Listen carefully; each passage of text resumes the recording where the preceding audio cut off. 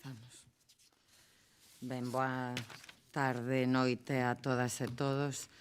Damos inicio á sesión ordinaria do Pleno da Corporación do martes 26 de novembro de 2024. Señor secretario, ten a palabra. Boa noite a todos e a todas. O primeiro punto de orde do día é a aprobación se procede do borrador da acta da sesión anterior. Punto seguinte. O punto seguinte é a dación de conta dos decretos de alcaldía e asuntos varios. Punto seguinte. A solicitude de subvención nominativa de Deputación Feira Franca 25º aniversario.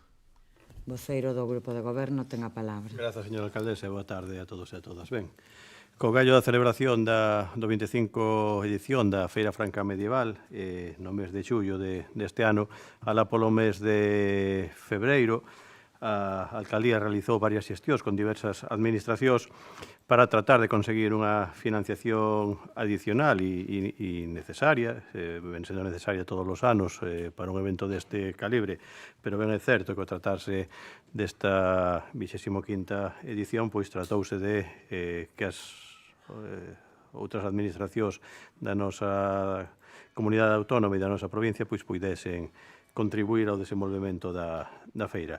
Así pois, nestas conversas, a Deputación Provincial da Coruña comprometeuse a través do seu vicepresidente, do señor Regueira, e deputado da área de turismo, en concederlle ao Concello unha subvención nominativa duns 50.000 euros para poder contribuir na organización do dito evento. Por aquel momento, aprobouse en Xunta de Goberno solicitar esta axuda para que a Deputación fora tamén realizando os seus trámites internos, posto que, co orzamento xa aprobado e en vixencia do órgano provincial, pois tiñan que recorrer a un expediente modificativo de créditos para poder dotar con as economías necesarias esta concesión de axuda. Estas economías, concretamente e casualmente, aprobouse no día de hoxe, mediante o anuncio da publicación definitiva da entrada en vixencia dun expediente modificativo de créditos que aprobou o Pleno da Deputación, por lo tanto, xa está a disposición do Concello, e o que faltaría é que o Pleno desta Corporación pois adoptase o acordo de formalizar esa solicitude para así poder redactar e asinar o devandito convenio. Por lo tanto, a proposta que se realiza ao Pleno da Corporación é a seguinte, e paso a dar lectura dos acordos que figuran no expediente. Primeiro, solicitar a colaboración da Deputación Provincial da Coruña como entidade que destaca pola súa aposta para garantir os servicios básicos nos concellos da provincia para poder levar a cabo un proxecto fundamental para o presente e o futuro do concello, que é a colaboración da Deputación da Coruña para a promoción e actuación da Feira Franca 25 aniversario, valorado en 100.000 euros, dos que o concello achegará 50.000 euros, e solicitarlle esta Deputación da Coruña o importe restante, 50.000 euros, mediante a asignatura dun convenio de coeficiente de financiamento proposto do 50% a Deputación Provincial da Coruña, 50% o Concello. Segundo, declarar a excepcionalidade e singularidade do proxecto Feira Franca Medieval 25 aniversario e a solicitude da subvención da Deputación Provincial da Coruña. Terceiro, notificar este acordo da Deputación Provincial da Coruña. E cuarto e último, dar traslado da presente resolución aos distintos servizos administrativos da Corporación aos efectos oportunos. Nesta primeira intervención, nada máis que engadir. Moitas grazas. Concelleiro non adscrito. Gracias, señora alcaldesa, e buenas noches a todos e a todas. Creemos que en este momento en que las arcas del Concello no se encuentran en su mejor situación, tenemos que agradecer a la Diputación su apoyo en beneficio de un evento tan importante como la Feria Medieval para Betanzos. Nada que objetar, simplemente agradecer la gestión a las personas que la hayan efectuado. Nuestro voto será favorable. Moitas grazas. Concelleira nacionalista. Grazas, boa noite a todas. Pois nós o mismo consideramos que é bon que nos axuden con todas as subvencións que podamos. Votamos de menos que non se soliciten outro tipo de subvencións que non sexan para festas, sino para calquer outro tipo de evento que poidamos facer desde o Concello, e tamén consideramos que é un trámite administrativo que hai que cumplir, con lo cual o noso voto tamén vai ser favorable. Nada máis, grazas. Moitas grazas. Concelleira popular. Moitas gracias, señora alcaldesa. Boas noites a todos e todas. Dende o noso grupo queremos agradecer ao Grupo de Goberno que trouxeran esta subvención ao Pleno, xa que teño entendido que é das poucas veces que se traen este tipo de solicitudes, de axudas. Consideramos que é un avance importante para garantir a transparencia e a participación de todos os grupos na xestión municipal. Así mesmo, manifestamos o noso apoio a que se soliciten todas as subvencións posibles que poidan contribuir ao benestar do noso municipio, e máis neste caso para algo tan importante para a economía do pobo como é a celebración da Feira Franca Medieval. Entendemos que hai que aproveitar todas as oportunidades de financiamento externo, que é esencial para afrontar as necesidades do noso concello, especialmente nestes tempos difíciles pola delicada situación económica. Por iso reiteramos o noso compromiso de respaldar iniciativas deste tipo que beneficien ao noso municipio. Neste caso, o noso voto vai ser favorable. Moitas gracias. Moitas grazas. Voceiro do Grupo de Goberno, algo que engadir? Sin nada, moi brevemente, agradecer o voto positivo, como non podería ser de outra maneira, sobre as verbas da voceira do Grupo Nacionalista que di que é unha pena que non se traia outro tipo de subvencións para outros eventos. Dicir que o Concello presenta a todas as liñas de convocatorias en concorrencia competitiva que as institucións pon a disposición dos concellos, ao tratarse dunha subvención nominativa, ten que ser algo excepcional, puntual, polo tanto, se dá nesta ocasión ca 25ª edición da Feira Franca Medieval e evidentemente non podemos traer solicitudes de subvencións nominativas de forma reiterada porque é inviable que non las concedan. Ojalá fose así. Reitero, agradecer o voto favorable e efectivamente, señora voceira do Partido Popular, poucas veces se traen estes tipos de subvencións a un pleno porque en limitadísimas ocasións nos conceden subvencións nominativas, única e exclusivamente a Deputación Provincial da Coruña. A última foi a de Hortos Urbanos, está en proceso de adxudicación, está da Feira Franca Medieval e temos outra solicitada para mellorar espacios deportivos no Carregal, que no caso de que a Deputación Provincial da Coruña pois teña economías para poder levar a cabo, pois o compromiso do presidente aí está. Decir que, evidentemente, outro tipo de liñas de convocatoria, como é a liña de convocatorias para festas de interese turístico que nos concedeu a Xunta de Galicia para este evento, que foi de 4.000 euros, a solicitamos e non houbo que traela a pleno, posto que o órgano competente é a alcaldía aquí e en todos os concellos, pero ojalá puidéramos pedir máis subvencións deste tipo e non só a Deputación Provincial da Coruña. Nada máis que engadir. Moitas grazas. Concelleiro non escrito. Me remito da primeira intervención. Concelleira popular. A aclaración e nada máis.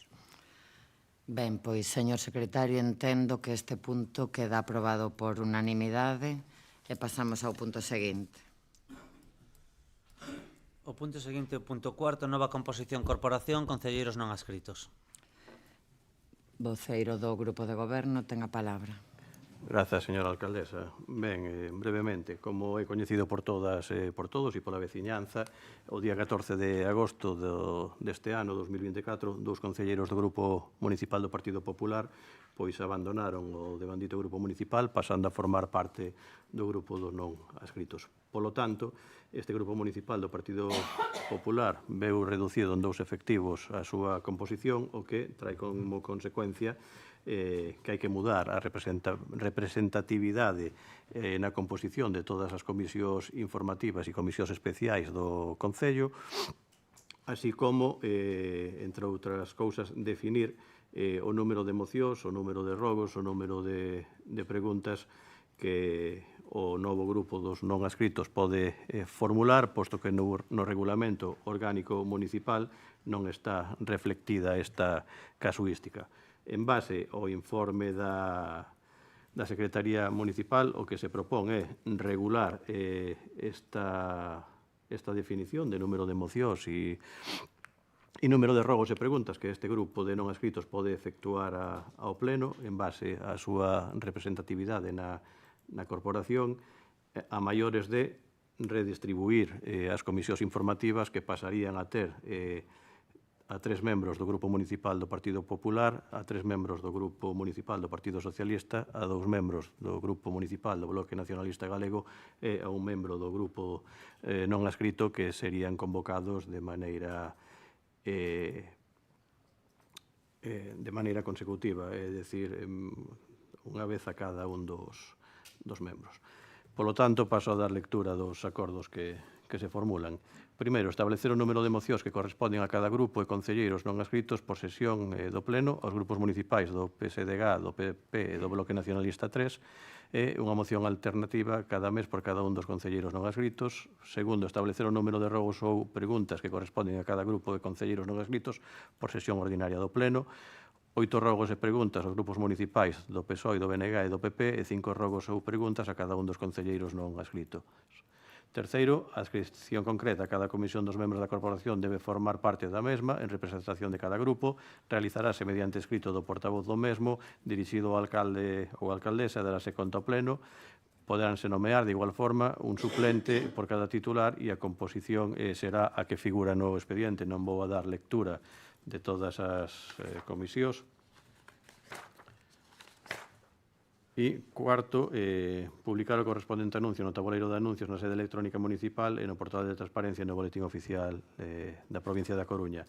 Había un erro na proposta que xa foi correxido pola Secretaría Municipal no tocante a que na Comisión de Festas figuraban dentro do grupo nacionalista como suplentes as persoas que son os titulares e como titular a persoa que é suplente. Nada máis que engadir nesta primeira intervención. Moitas grazas. Voceiro non adscrito ten a palabra.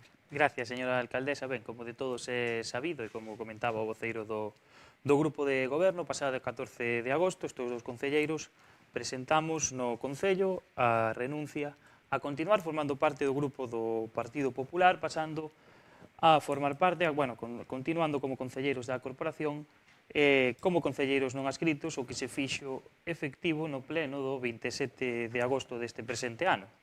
Os motivos deste movimento tamén son coñecidos por todos e ademais escenificáronse na rúa o 14, o 15 e o 16 de agosto. Dada esta situación, que sí que é verdade que é inédita neste Concello, mas é perfectamente legal, pois compre aprobar un acordo organizativo que regule a situación tanto dos grupos políticos como dos concelleiros non adscritos, tendo en conta pois esta nova, digamos, composición da corporación municipal. Nós entendemos que é un mero trámite e vamos a votar favorablemente. Si me gustaría, pois, no nome dos dous, de nosos dous como concelleiros non adscritos, agradecer o traballo do persoal da Secretaría Municipal nestas últimas semanas e tamén a boa disposición da alcaldía dende o primeiro momento. Nada máis, moitas gracias. Moitas grazas. Concelleira nacionalista ten a palabra. Moitas grazas e boa noite a todas. Ben, antes de comezar a miña intervención, quixera facerlle unha pregunta ao voceiro do equipo de goberno, porque non temos claro exactamente a que se refire o apartado dos rogos e preguntas. Creo que vostede leu no informe que así figura que son 5 rogos e preguntas para os concelleiros non adscritos, mas no informe non figura especificamente de maneira alternativa como si figura no caso das mocións. Isto podería dar lugar a erro e que se interpretase que son 5 e 5. É dicir, que cada un deles pode presentar 5. Non. Porque non aparece nese grupo, nese punto en concreto a palabra de maneira alternativa, que é o que sobreentendemos todos e todas. É así, non? Sí. Todos e todas sobreentendemos o mesmo. Vale. Ben, grazas pola aclaración. Ben, comezo que hoxe nos traen a debate para nós, desde o noso punto de vista, a verdade que é unha cuestión bastante complexa. É complexa porque nos temos que posicionar nun tema do que carecemos de un tipo de legislación, no que non hai base legal, no que hai unha especie de baleiro que nos leva a non ter moi claro como nos posicionar. Carecemos de legislación, como decía, e a escasa legislación que temos dinos que nestes casos os concelleiros non poden contar con máis dereitos dos que contaban cando formaban parte dese grupo co que concorreron as eleccións. Ou seja que, como dicía o voceiro do Grupo de Goberno, a única base legal que temos aquí é ese informe do Departamento de Secretaría Municipal, que é o que se trae a votación. Ante este baleiro legal, nos quixéramos pedir que, ademais deste informe que elaborou o Secretario Municipal, se modifique o Regulamento Orgánico Municipal para dar unha cobertura máis ampla, para dar unha base legal tamén á corporación, porque sinceramente non hai nada que nos garanta que non vai volver pasar, que no futuro non vai haber máis casos de concelleiros tránsfugas. Por tanto, pedindo, por favor, que se valore esa proposta de modificar o ROM para intentar dar unha maior cobertura legal a casos como estes de cara ao futuro, o noso voto vai ser a abstención. Nada máis. Moitas grazas. Voceira popular, ten a palabra. Grazas, señora alcaldesa. Moi boa tarde a todos e a todas. Non sei se entendo ben, pero con respecto á apreciación que fixo a voceira do BNG, nas propostas, no punto segundo, fala establecer o número de rogos, 8 rogos e ou preguntas os grupos municipais PSOE, BNG e PP, 5 rogos e ou preguntas cada un dos concelleiros non adscritos. Isto é o que literalmente pon o informe da Secretaría Municipal. Digo porque, bueno, é o que, claro, era o que nos entendíamos. Quere decir que son 5 en total, é igual que as mocións alternativamente. Ben. Se non terían dereito a máis que o resto de grupos. Claro, pero, bueno, realmente, que era outra das cousas que quería poñer en riba da mesa, tal e como se expresa no informe do secretario municipal, di que non teñen dereito a establecerse como grupo mixto e, polo tanto, serán concelleiros non adscritos, pero son concelleiros non adscritos de carácter individual, quero dicir, un concelleiro non adscrito é Manuel Martínez Vicente, outro concelleiro non adscrito Pablo Villaverde Basteiro. Polo tanto, quero dicir, todo o que di, o que expresa o secretario municipal no informe, moitas veces nos leva a ter dúbidas, porque en moitas ocasións fala dos concelleiros non adscritos, cando eu entendo que debería de referirse de forma individual, precisamente por esa imposibilidade de establecerse como grupo mixto. É dicir, que é unha apreciación que, evidentemente, nós, aínda que estas dúas persoas formarán parte do Grupo Municipal do Partido Popular, non vamos a ser quen se opoña, evidentemente, a nada, porque, evidentemente, son dúas persoas que teñen as súas actas e foron elexidos polos veciños e veciñas de Betanzos e, polo tanto, teñen o mesmo dereito que calquera dos que estamos aquí, inda que estemos establecidos nun grupo. Pero, bueno, sí me gustaba deixalo en riba da mesa porque moitas veces é certo que é unha situación nova e novidosa para todos e todas, pero moitas veces, eu creo que non se trata con literalidade, quer decir, a normativa con respecto a eles por ese carácter individual que, según entendemos, en base a este informe, debería de ter. Pero, dito todo isto, evidentemente, como dixen, non seremos nós que nos opoñamos e, polo tanto, o voto do Partido Popular vai a ser favorable. Máis nada e moitas grazas. Moitas grazas. Voceiro do Grupo de Goberno, algo que engadir? Non, nada máis que engadir. Simplemente, evidentemente, pode causar unha interpretación contraria ao informe da Secretaría Municipal, pero o espírito do mesmo entendemos que está claro, evidentemente. Estes dous concelleiros non forman parte de ningún grupo, polo tanto, son a título individual concelleiros non adscritos e, polo tanto, tanto nas comisións como a hora de presentar mocións ou realizar esos 5 rogos ou preguntas por sesión plenaria é de forma alternativa o dereito que teñen. Nada máis que engadir, e en todo caso a proposta que facía a voceira do Bloque Nacionalista Galego de tratar de reflectilo no regulamento orgánico municipal para futuras posibilidades, non hai ningún tipo de inconveniente e yo encargaremos ao secretario municipal que dende a asesoría xurídica se poida facer unha proposta de encaixe dentro do propio regulamento. Moitas grazas. Voceiro, non? Voceira nacionalista. Nada máis, agradecemos que recollan a luva desa proposta e nada máis, reitero a primeira intervención. Voceira popular. Máis nada. Pois, señor secretario, que se someta a votación este punto. Votos en contra? Abstencións? Votos a favor? Pois este punto queda aprobado cos votos a favor dos concelleiros non adscritos do Partido Socialista e do Partido Popular e a abstención do Bloque Nacionalista Galego. Sí. Simplemente, no punto segundo poñemos alternativamente para que quede claro, vale? Se vos parece ben. Para que quede claro. Que era o espírito do que se quería poñer. Vale. Vale. Punto seguinte. O punto seguinte é a moción do BNG sobre a situación da lingua galega. No. Non é ise? No. Perdón, O 5. o punto quinto, moción dos concelleiros non adscritos sobre atención ás persoas maiores que viven soas. Concelleiro non adscrito, ten a palabra. Bueno, ahora que o temos regulado, pois... Ben, pois procedo a dar leitura a esta moción para que os veciños que nos escoitan dende as súas casas pois teñan conciencia e tomen parte da proposta que aquí traemos. A Organización Mundial da Saúde xa considera a soidade como unha das grandes pandemias do século XXI.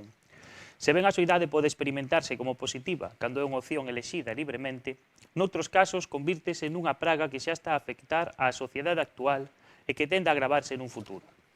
A soidade non desexada ten consecuencias negativas para o que a sofre e, ademais, é un factor determinante que favorece a entrada destas persoas en situacións de dependencia. No noso país xa hai máis de 2 millóns de persoas que viven soas e unha de cada 5 ten máis de 65 anos. Co aumento da idade é máis probable que se experimenten circunstancias vitais que actúan como factores que reducen os círculos sociais e facilitan os sentimentos de soidade. Ademais, o envellecemento progresivo da poboación, unido ao crecemento dos fogares unipersoais respecto dos modelos de familias numerosas, tal e como as coñecíamos, e que hoxe, segundo os sociólogos, convertéronse en residuais, provocan que a soidade se propague. Algo que sucede especialmente entre as persoas maiores e que na maioría das ocasións non responde a unha decisión propia, senón que ven dada, como se comentaba anteriormente, pola morte de familiares ou seres queridos, pola perda de autonomía causada por unha enfermidade ou doenza que lles converte en persoas dependentes, entre outras. Neste aspecto, a veciñanza de Betanzos foi pioneira en dar resposta a esta preocupante situación. A iniciativa Familia Aberta, que se desenvolve no entorno da Igrexa Conventual de San Francisco, dende hai varios anos, busca dar resposta á soidade non desexada, ofrecendo a posibilidade aos veciños que queiran de compartir a rutina do día a día como se dunha familia se tratase. Mais por moi loable que sexa esta iniciativa, non é incompatible nin pode ser sustitutiva da responsabilidade do Concello de levar a cabo medidas para promover unha vida social activa e mellorar a asistencia e coordinación con os nosos maiores, especialmente para aqueles que viven sós. Esta é unha realidade que hai que asumir e que debemos afrontar. Compre reaccionar canto antes ante este grave problema social e facer todo o posible para evitar que os nosos maiores se sentan illados e vulnerables, xa que este sentimento de soidade afecta a todas as esferas da súa vida e supón un grave risco para a súa saúde. É por isto que propoñemos ao Pleno da Corporación a adopción dos seguintes acordos. En primeiro lugar, instar ao Goberno Municipal a crear un censo que axude a determinar, localizar e posteriormente poder facer un seguimento aos maiores que residen no municipio. Un traballo que deberá realizarse en coordinación con distintas entidades, asociacións, centros de maiores e forzas e corpos de seguridade. E, en segundo e derradeiro lugar, instar ao Goberno local a crear unha oficina de atención ao maior para prestar asesoramento, información e que inclúa un programa específico de medidas que contribúan a paliar a soidade en persoas da terceira idade e fomentar actividades interxeracionais. Nesta primeira intervención, nada máis. Gracias. Moitas grazas. Voceira nacionalista ten a palabra. Moitas grazas. Ben, lembro que pouco despois do inicio da pandemia da COVID-19 xa o Partido Popular trouxera a debate e a aprobación unha moción que, se non era igual, era moi similar a esta na súa exposición e nos seus acordos. Entendemos que se trata dunha proposta positiva e que procura sempre mellorar a atención das nosas persoas maiores. Pero entendemos tamén que as cuestións que se recollen nesta moción xa se están a desenvolver de algunha maneira desde o Departamento de Servizos Sociais Municipais. E agradeceríamos á Concelleira de Servizos Sociais que nos explicase se efectivamente se está a desenvolver un labor municipal, se existe un rexistro similar a este censo que nos propoñen e, vaya, non existe unha oficina de atención ao maior, máis si haberá unha atención específica para as persoas maiores, en especial para as persoas maiores betanceiras que viven sós e soas. Ben, en calquera caso, nos creemos que esta é unha moción que ten un carácter construtivo e o noso voto, como non pode ser de outra maneira, vai ser favorável. Nada máis e grazas. Moitas grazas. Voceiro popular. Grazas, señora alcaldesa, e boa noite a todos. Ben, agradecemos a presentación desta moción por parte do concelleiro adscrito, porque, como decía a voceira do Bloque Nacionalista, pois é un tema que xa nos preocupou no pasado. Como xa indicamos noutras propostas previas, a soidade non desexada, pois especialmente entre os maiores de 65 anos, é unha das grandes lacras sociais que debemos combater de xeito coordinado e efectivo. Dentro do noso grupo estamos plenamente a favor de que se adopten medidas concretas para atender esta situación e concordamos en que é necesario implementar ferramentas específicas como o censo municipal e a Oficina de Atención ao Maior. Non obstante, gostaríamos engadir algunhas iniciativas específicas sobre cada un destes temas. Respecto do censo municipal, sería importante que non se limite a un rexistro básico, senón que inclúa un análise o máis detallado posible das necesidades dos maiores, estado de saúde, situación social e posibles redes de apoio familiar ou comunitario. Sería interesante a creación dun protocolo de actualización periódica desta información para que sempre este ao día. Respecto á Oficina de Atención ao Maior, esta oficina podría funcionar como un centro integral, engadindo unha liña 24 horas que permita atender emerxencias ou situacións de urxencia social. Ademais dos programas interxeneracionais que comentaban, é crucial fomentar o voluntariado veciñal, que persoas do municipio poidan colaborar para realizar visitas regulares aos maiores que viven sós, reforzando os vínculos comunitarios. Como outras medidas, implementar programas de envellecemento activo, como talleres culturais, tecnolóxicos, de benestar emocional, etc. Promover convenios con entidades sanitarias e sociais para garantir unha atención integral, especialmente para aqueles maiores que poden estar en situaciones de vulnerabilidade extrema. E facer, por suposto, un mecanismo de avaliación periódica de todas estas accións que nos permita poder realizar axustes e adaptarnos a situacións concretas. Dentro do Partido Popular reiteramos a nosa disposición para traballar de forma conxunta nesta cuestión, incorporando todas as melloras e propostas que garanticen que as medidas adoptadas teñan un impacto real e positivo para os nosos maiores. Estamos convencidos de que co compromiso de todos os grupos municipais conseguiremos avanzar na loita contra a soidade non desexada no noso municipio. Por lo tanto, o noso voto vai ser favorable, por suposto. Mais nada. Moitas grazas. Ben, como comentaba a voceira nacionalista, xa hai un tempo falamos nesta sala deste tema. Eu comentei naquel momento que durante a pandemia, dende os servizos sociais comunitarios, levouse a cabo un moito traballo relacionado coa xente maior que vive soa, non só soas a modo individual, xa expliquei naquel momento, senón hai bastantes casos no noso municipio no que son dúas as persoas maiores que viven soas, ben sexa mediante matrimonio, familiar ou coa relación que sexa.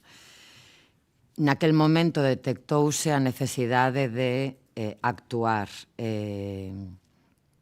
evidentemente de cara a este colectivo que, como moi ben se explica na moción, é unha realidade, non só dende a pandemia, pero sí naquel momento quedou patente a vulnerabilidade destas persoas. A raíz daquelo, dende os servicios sociais comunitarios, elaborouse un programa que xa está en marcha, que se chama Betanzos Acompáñate, e que vou a tratar de explicar,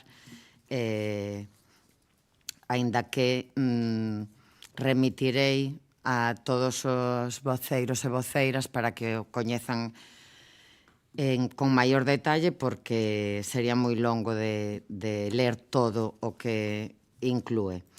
Pero, bueno, vou a ler. Na actualidade, a realidade social das persoas maiores mudou considerablemente respecto a décadas pasadas.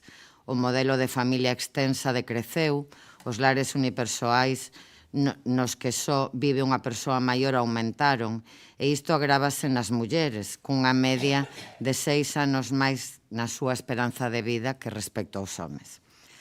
As relacións cotiás non son como se formaban tradicionalmente, senón máis individualistas, tanto no eido rural como no urbano, tendo como consecuencia que as relacións entre a veciñanza se viron reducidas. Todos estes factores fan que a rede de apoio de algunhas persoas maiores sexa escasa ou nula. Isto provoca unha experiencia negativa, sobre todo nestas persoas maiores, porque quero recalcar que a sensación de soidade non desexada non só se dan persoas maiores, aínda que sí especialmente, con efectos moi prexudiciais, podendo falar dun fenómeno global denominado soidade non desexada, que non consiste só en estar só ou soa, o que chamamos illamento social, ou en vivir só ou soa, o que é residir nun fogar onde soamente vive unha persoa. É unha experiencia negativa, como decía, un sentimento que xorde ante situacións non escollidas polas persoas, ademais dunha limitación nas relacións sociais, converténdose nun sentimento en un fenómeno silencioso. Xa se detectaron numerosas situacións desta soidade non desexada durante a pandemia, polo que un problema que de inicio era persoal, actualmente é social e comunitario. No Concello de Betanzos o número de persoas maiores de 65 anos ascende a 3.354 persoas, 1.395 homes e 1.959 mulleres, o que supón o 25% da poboación betanceira aproximadamente. Ademais, o número de persoas de máis de 65 anos que viven soas no noso municipio é de 801, 245 homes e 556 mulleres, que representa o 24% do total do colectivo de maiores. Ademais, a proxección estatística para as poboacións galegas de tamaño medio como Betanzos é que na próxima década 3 de cada 10 fogares serán unipersoais, compostos en gran medida por persoas maiores. Tendo en conta toda esta nova configuración social, o Concello de Betanzos, a través dos servizos sociais comunitarios, puxo en marcha o presente programa co obxectivo de detectar, intervir e mitigar a soidade non desexada na poboación maior que poida encontrarse nunha situación de desprotección deste tipo. O programa Betanzos Acompáñate pretende tecer sinerxias con axentes sociais que operan no territorio e sentar as bases para coñecer en profundidade este fenómeno, dentro do eixo das políticas sociais municipais dirixidas a maiores, xunto con outros programas locais xa consolidados, como poderían ser o Servicio de Axuda no Fogar ou o de Transporte Adaptado. Os obxectivos deste programa son fundamentalmente 3.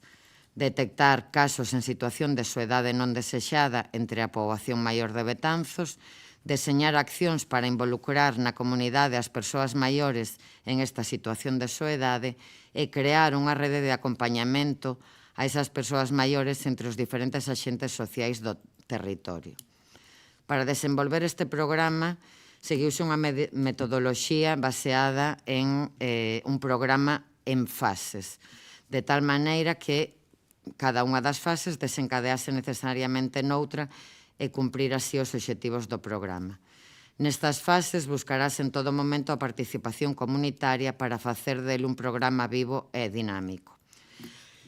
A primeira fase sería de investigación para facer un diagnóstico da realidade e da situación de soidade non desexada no municipio, que suporía, ademais de ter toda esta información, revisar todos os programas dos servizos sociais comunitarios relacionados co colectivo de maiores, todos os que non son municipais, pero que sí hai no territorio. Incluiría entrevistas con persoas maiores que se atopen en situación de desprotección ou soidade non desexada, detectadas a través de recursos municipais existentes, e elaborar todo o material necesario para o programa. A segunda fase leva o nome de Tecendo Redes. Paralelamente á primeira fase, crearánse sinerxias entre os servizos sociais comunitarios e outros servizos locais de cara a ofrecer un acompañamento integral ás persoas maiores en casos de soidade. De especial importancia será a coordinación cos centros sociosanitarios de referencia, comercios locais, centros de saúde, farmacias, etc. Teránse reunións de colaboración coas principais entidades sociais do municipio, como asociacións veciñais, culturais, de mulleres, entidades de inclusión e acción social, clubes deportivos, etc. E unha vez realizados todos estes contactos, comezarase a crear a rede contra a soidade non desexada, na que se fomentará o sentimento de humanidade e solidaridade social e se dará difusión de todo o programa e de todos os materiais elaborados. A terceira fase chámase creando actividades. Unha vez que existen os casos de soidade non desexada detectados e toda a información sobre estas persoas, crearase unha oferta de actividades e servicios destinados a esas persoas maiores con especial dificultade de relación e que poida estar pasando por unha situación temporal ou permanente de soidade non desexada. Dentro destas actividades programadas para esta fase hai varias que vou a tratar de resumir. A primeira leva por nome Espertando Conciencias. É unha actividade para facer do programa unha sinal de identidade betanceira. Presentarase como a base sólida que precisa a nosa comunidade apelando á solidaridade social. Inclúe sensibilización e concienciación sobre a soidade non desexada, que incluiría a difusión comunitaria de todo este programa. Incluiría un apartado especial cos comercios amigables coas persoas maiores para prestar especial atención a eses comercios no que esas persoas acostuman a facer as súas compras, no pequeno comercio de proximidade do noso municipio, facilitarlles a todos estes locais toda a información e toda a formación, facer das farmacias puntos de información fiable e de referencia para os nosos maiores e tamén do centro de saúde como lugar de referencia de cuidado da saúde física e emocional.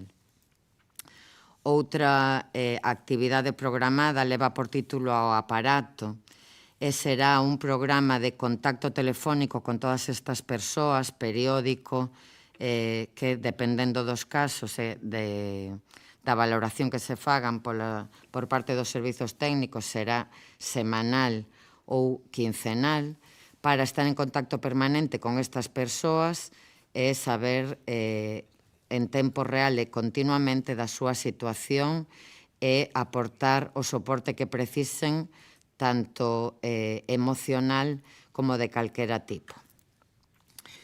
Outra actividade leva por nome Facendo Grupo, é un espazo para persoas que desexen coñecer xente que se encontren soas ou illadas, poñendo a súa disposición lugares de encontro e todo aquilo necesario para crear sinerxias entre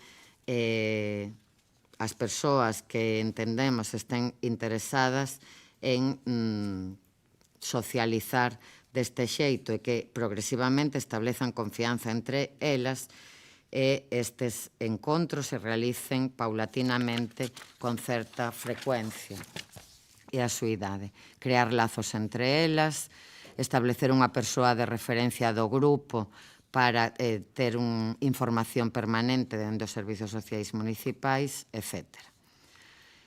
Outra actividade leva por nome o Grupo Medra e trátase de crear unha rede de persoas maiores ao xeito de o que é coñecido xa como brigadas de maiores que existen noutros lugares que procuren autoaxuda entre o grupo. Asegurarse de que non se sinten soidade, obrigarse a sair, a pasar tempo en compañía, que ninguén quede sen contactos sociais, estimular a solidaridade entre as persoas, etc. Outra actividade leva por nome Tempo por Tempo. É algo así como crear unha bolsa de tempo altruísta na que calquera persoa maior de 16 anos pode ofrecer tempo e axuda a unha persoa maior que se atope en situación de vulnerabilidade, similar a un voluntariado, algo parecido, pero con outras pautas que se desenvolverán dende os servizos técnicos municipais. E, por suposto, unha última fase de avaliación que periódicamente avalíe o impacto do programa no colectivo de maiores que sofren esta soidade non desexada, para ver, bueno, o que di a palabra, avaliarlo, ver se funciona e correxir todo aquilo que haxa que correxir periódicamente. Isto resumidamente, anda que se enviará toda a información aos grupos, por así decir, un resumen deste programa, Betanzos Acompáñate, que entendo engloba o espírito da moción presentada polos concelleiros non adscritos. Si é verdade que non inclúe esa oficina de atención ao maior como tal, entendendo que toda esta atención se presta dende os servizos sociais comunitarios e que abarca este programa e moitos outros que xa están en marcha e que van dirixidos fundamentalmente ao colectivo de persoas maiores en situación de soedade ou non. E que todos eles aportan esa información global aos técnicos e técnicas dos servizos sociais municipais. Tendo isto en conta, evidentemente estamos absolutamente de acordo co espírito da moción e o voto do Grupo Socialista será a favor. Nada máis, polo momento. Concelleiro non adscrito, ten a palabra. Gracias, señora alcaldesa. Bueno, en primeiro lugar, agradecer a postura de todos os grupos que manifestaron o seu voto favorable e agradecerlle a clarificadora explicación deste programa, mas, claro, todo sona moi ben aquí neste salón de plenos, mas temos que entender que nós non dumidamos que este programa Betanzos Acompáñate se este levando a cabo, mas sí que podemos detectar pois que igual non está chegando a todos eses 800, a todas esas 801 persoas que viven solas no noso municipio, máis que nada porque o motivo tamén viña un pouco a colación do que decía na súa intervención a voceiro do BNG. O motivo porque ven aquí esta moción, esta proposta, é porque moitas destas persoas non lo demandan. E, polo tanto, entendemos que ese programa para nós sería un ideal, mas entendemos que compre mellorar a comunicación para que todos estes maiores, todas estas persoas, sexan coñecedores do desenvolvemento desta, vamos a dicir, proposta do goberno municipal que nos evidentemente consideramos positiva. As propostas que nos trasladaba o voceiro do Partido Popular tamén as comprendemos e estamos totalmente a favor, esa liña de 24 horas, o voluntariado, digamos, que poida favorecer esa sinerxia entre xeneracións de betanceiros, eso sería, digamos, algo que evidentemente redundaría positivamente tanto nuns como noutros, e entendemos que todo podía estar coordinado ou dende esa oficina de atención ao maior ou tamén pois dende os servicios sociais municipais. En definitiva, entendemos que todos estamos de acordo en dar unha resposta a esta realidade e, ademais, animamos ao goberno municipal a continuar nesa liña que explicou a señora alcaldesa e que entendemos que pode ser a mellor solución. Moitas gracias. Moitas grazas.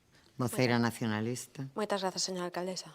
Ben, se hai algo que os nosos maiores, especialmente no caso dos maiores galegos, pola propia idiosincrasia do noso pobo, é que queren estar nas súas casas e ser atendidos nas súas casas e ser posible acompañados polas súas familias. Claro, o problema é que as dinámicas sociais, as dinámicas laborais, viñeron mudar esta maneira de vida tradicional e moitas veces non é posible acompañar os nosos maiores nos últimos anos da súa vida, e isto é o que nos leva a esa soidade non desexada que pesa como unha lousa en algúns casos. É aí onde creemos que deben entrar en funcionamento as institucións, non só a institución municipal, tamén as outras institucións, tanto a Xunta de Galiza como o resto das institucións implicadas, e non nos queda máis que pedirle a esas institucións que fornezan a esas persoas de todas as ferramentas que sexan necesarias para que esa soidade sexa máis levadeira. Por tanto, o único que nos queda por pedirle ao Departamento de Servizos Sociais é que non deixen eses maiores máis sós e que os acompañen en todo este proceso. Nada máis, reitero o noso voto favorable a esta moción. Moitas grazas, voceiro popular. Ben, entendemos que polo exposto pola señora alcaldesa pois está bastante alineado cas ideas un pouco que traíamos nós. Non obstante, como di o concelleiro non adscrito, estaremos moi atentos ao desenrolo dese programa, a ver se realmente chega á poboación e bueno, agradeceríamos que nos lo remitan para poder analizalo e revisar en profundidade. Ademais, reiterar o noso voto a favor. Grazas. Moitas gracias. Ben, quería aclarar tamén que o programa non chegou ao final no seu desenvolvemento, comezouse a principios deste ano 2024, no que vai de ano houbo contactos cos diferentes organismos públicos, outros organismos públicos como a Xunta de Galicia, para coñecer o estado da Estrategia Galega de Atención á Soidade non desexada, tamén coa Deputación Provincial a través deses plans locais de loita contra a soidade non desexada. Xa se tiveron varias xuntanzas coas entidades veciñais, sociais, de comercio e o ámbito sociosanitario asistencial, tamén con entidades presentes no noso Concello que veñen desenvolvendo programas no eido do acompañamento e dirixidos á soidade, como Familia Aberta, que cita na moción, e o programa Crece, que desenvolve Cruz Vermella, aínda que foi un programa que xa rematou, este en concreto de Cruz Vermella. Tamén houve varias reunións con axentes do propio Concello para traballar transversalmente neste tema, co persoal técnico responsable do espazo para maiores de 60 da Fundación, en fin, que se está a traballar nesa primeira e segunda fase e que continuaremos traballando, evidentemente, e serán informados en todo momento do desenvolvemento, pero que non está implantado todavía ao 100%. Comezamos este ano, teño aquí as datas das xuntanzas, incluso son todas ao longo do 2024, a última en setembro do 2024, co cual estamos todavía nesas dúas primeiras fases da súa implantación. Pero, evidentemente, concordando ao 100% co espírito da moción e co que manifestaron todos os grupos, o noso voto vai a ser favorable. Entón, debatido o tema, entendo que se aproba, señor secretario, por unanimidade este punto e pasamos ao punto seguinte. O punto seguinte, o punto sexto, moción do BNG sobre a situación da lingua galega. Voceira nacionalista, ten a palabra. Moitas grazas, señora alcaldesa. Os recentes datos feitos públicos polo Instituto Galego de Estatística sobre o coñecemento e uso do idioma galego constatan a situación crítica que está a atravesar a nosa lingua, a lingua propia de Galiza. Esta situación, que podemos cualificar de emerxencia, é a consecuencia dunha política lingüística discriminatoria e excluinte aplicada nos últimos 15 anos de goberno do Partido Popular na Xunta de Galiza. Neste período, prohibiuse a impartición en galego de varias materias no sistema educativo, coa aprobación do Decreto do Plurilingüismo do ano 2010, no que supón un caso único en Europa. Eliminouse prácticamente o acceso das crianzas a lectoescritura en galego na rede de escolas infantís. Mudouse a Lei de Función Pública para que o funcionariado non teña por que ter coñecemento do galego para atender ás persoas, ou desapareceu a oferta da programación infantil ampla e actualizada na TVG, entre outras moitas medidas contra o galego na administración, na xustiza, no audiovisual, nos medios de comunicación ou nas actividades comerciais e económicas. As consecuencias están á vista. O galego non só decrece bruscamente no uso habitual, perdendo a súa condición de lingua máis falada de Galiza, senón que mesmo se descoñecen as franxas de idade máis novas. O 32,4% das nenas e nenos entre 5 e 14 anos non son quen de se expresar en galego. Poden entendelo, mas non falalo inda que queiran, porque non dominan. Este é o resultado práctico desas políticas. Así, o Consello de Europa ou a propia ONU teñen dirixido advertencias á Xunta de Galiza para mudar a actitude sobre o galego. Consideramos, por suposto, que esta situación do noso idioma é reversible. O galego ten futuro se o compromiso coa normalización do noso idioma é real e asumido por toda a sociedade, comezando polas institucións galegas. O futuro do galego depende da nosa vontade colectiva como galegos e galegas. E por todo isto, o Grupo Municipal do Bloque Nacionalista Galego trae a debate e aprobación a seguinte moción, que consta dos seguintes acordos.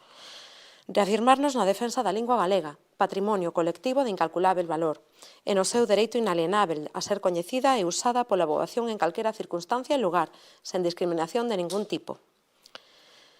O Concello revisará a súa actuación en materia lingüística, adaptará ao previsto legalmente, tendo en conta a súa condición de lingua propia de Galiza, Estatuto de Autonomía, artigo 5º, e o establecido nos preceptos aprobados por unanimidade das forzas políticas, a Lei de Normalización Lingüística de 1983 e o Plan Xeral de Normalización da Lingua Galega de 2004.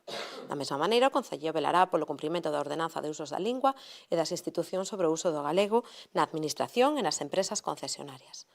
En terceiro lugar, o Pleno do Concello acorda adherirse á plataforma Queremos Galego, entidade social ampla conformada por colectivos de diferentes ámbitos e por persoas a título individual, que nace da vontade de articular unha ampla resposta popular a prol da lingua propia do noso pobo galego, de defensa e afirmación dos seus usos públicos e dereitos lingüísticos xa garantidos pola actual legislación, e de progresiva normalización naqueles espazos onde o idioma de noso non goza aínda da presenza desexada. En coherencia con esta decisión, o Concello apoiará activamente as iniciativas sociais promovidas por esta plataforma. En cuarto lugar, trasladar este acordo plenario ao Parlamento de Galiza, Consellería de Cultura, Lingua e Xuventude e a plataforma Queremos Galego. E, en quinto e último lugar, facultar a Alcaldía Concelleira en quen delegar a tomar cantas medidas sexan necesarias para cumprir estes acordos. Moitas grazas. Moitas grazas. Concelleiro non escrito. Gracias, señora alcaldesa. Ben, vamos a ser claros, rápidos e directos. Non compartimos para nada esta visión catastrofista da situación do galego que acaba de facer a voceira do BNG e que expón na súa moción. E máis, os autores desta moción, e non digo que seamos ningún destes tres concelleiros, demostran un claro descoñecemento de Galicia. Queda claro que isto está escrito dentro dun despacho, alonxado das aldeas, das cidades e das vilas da nosa comunidade, porque se de verdade vostedes recorresen as parroquias das 4 provincias de Galicia, atoparíanse cunha realidade moi diferente a que nos intentan contar aquí. Un bilingüismo cordial, con moita xente, é verdade, que decide falar en castelán, xente que utiliza as dúas linguas, e sitios nos que maioritariamente se fala en galego e non pasa nada. Non pasa nada porque os veciños teñen a liberdade de falar na lingua que queiran. Fronte a isto que nos propón o BNG, pois propónnos o de sempre, pasar da liberdade á imposición, de poder falar nas dúas linguas a exixir que solamente se utilice unha, de tragar con un galego normativo que non se fala en ningures. Ese sí que non perde falantes, ve, o galego normativo. Por qué? Porque fora do BNG non o fala ninguén. En definitiva, e para ser xa moi rápidos, o que nos propón o BNG é o que levan facendo todos estes anos, utilizar a lingua para dividir e para facer política. Con nós non conte. Moitas gracias. Voceira Popular, ten a palabra. Moitas grazas, señora alcaldesa. Pois é certo que concordo moito coa exposición que acaba de facer o concelleiro non adscrito. É certo, evidentemente, sería mentira se dixera o contrario, que hai un informe que constata, bueno, pois parte das afirmacións que fixo a voceira do BNG e evidentemente é algo preocupante. É dicir, eu creo que podemos compartir que evidentemente a lingua galega é un patrimonio, é unha lingua propia da nosa comunidade autónoma que evidentemente temos que defender e temos que preservar, pero dende o noso punto de vista o que non se pode facer é obrigar. É dicir, nos, lóxicamente, defendemos ese bilingüismo cordial e que cada un e cada unha fale no que queira. É certo que dende as administracións públicas, dende as institucións, debe de, evidentemente, promoverse o uso do galego. E, polo tanto, evidentemente, está ben que se pida, por exemplo, ao noso Concello, neste caso, que se actualice o plan de normalización, que se revise, que a linguaxe que se utiliza de atención ao cidadán ou a promoción, digamos, ou a exixencia do uso do galego con respecto ás concesionarias que pode ter o Concello. Evidentemente, é importante que as institucións públicas o promovan. O que non podemos estar de acordo de ninguna maneira é con que se lle exixe a xente a falalo. Quer dizer, evidentemente, perde falantes é preocupante, sí, pero tamén hai que ter en conta, evidentemente, que cada un, como decía, pode escoller o idioma no que se pode expresar, solo faltaría. É dicir, eu falo, e agora falo en primeira persoa, eu non son galego falante as 24 horas do día, pero é certo que dende ben pequena, se alguén me fala galego, eu automáticamente falo galego. Evidentemente, nos meus postos de traballo vinculados coa administración pública, sempre falei galego. Agora ben, na miña vida privada, con que me fala galego, e con que me fala castelán, falo castelán. Pero, bueno, isto non se trata dun debate individual. Podemos estar de acordo en algunhas das propostas que traen nesta moción, porque, evidentemente, eu son unha defensora do galego, que decir, evidentemente estamos de acordo con que é un patrimonio da nosa comunidade autónoma, pero con outras non. Por iso, bueno, a nosa proposta é que se realice unha votación por puntos. Máis nada e moitas grazas. Moitas grazas. Voceira socialista ten a palabra. Grazas, señora alcaldesa. Ben, pois vou comenzando dicindo que eu, que non son galego falante na miña vida habitual, non debo de saber ler galego, porque non vin en ningún lado que puxera que nos iban obrigar a falar galego en ningún sitio. Non debo de saber ler o millor. Ben, o Instituto Galego de Estatística publicou no pasado mes de outubro os datos sobre o coñecemento e o uso do galego no 2023. Foi a través dun estudo elaborado a partir de 9.200 enquisas, que o que di é que, tristemente, as cifras certifican unha caída de galego falantes entre a mocidade e sitúan o castelán como lingua máis falada habitualmente e constatan a complicada situación que atravesa o galego de non mudar o rumbo actual. Preocupa especialmente os sectores máis novos da poboación, que mesmo amosan dificultades para expresarse no noso idioma. O Concello de Betanzos, no seu compromiso co proceso de normalización da lingua galega, conta dende xa hai case 20 anos cun servizo de normalización lingüística encadrado na Concellería de Cultura, Normalización Lingüística, Honras e Distincións de Turismo, que desenvolve unha programación de dinamización lingüística con carácter estable ao longo de todo o ano. Ademais, dende o ano 2016, conta cunha ordenanza para o impulso da lingua galega e desde o 2023 con 2 protocolos de aplicación da ordenanza, un para o persoal municipal e outro para o persoal das empresas concesionarias.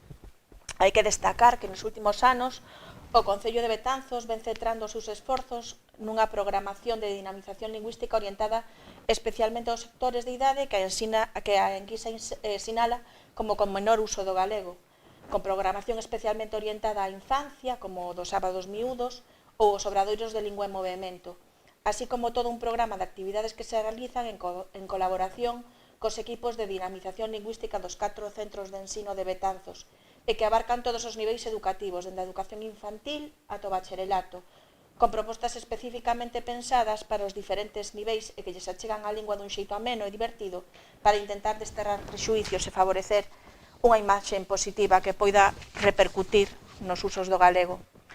A maiores disto, o Concello de Betanzos, como parte da Asociación de Entidades pola Lingua Galega, ten previsto adherirse ao programa Apego próximamente para completar a programación de dinamización lingüística especialmente entre os máis pequenos e pequenas e promover un aumento da transmisión interxeracional da lingua galega entre as familias.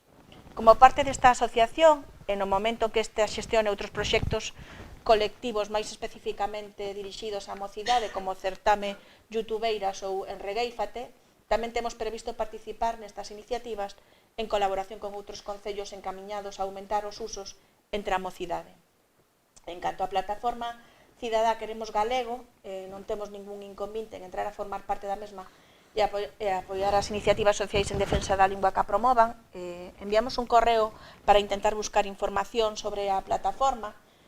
Falamos incluso con eles por teléfono, ainda que nun primer momento non souberon contestarnos moi ben, darnos unha resposta. Hoxe mesmo recibimos un correo no que nos indicaron que a adhesión se entendía como apoio á plataforma e que estaban aínda comenzando a concreción desta colaboración a nivel local e comarcal e que en 15 días terían organizado un xeito de colaboración e se porían en contacto con nos. Está toda a información que temos con respecto a esta plataforma.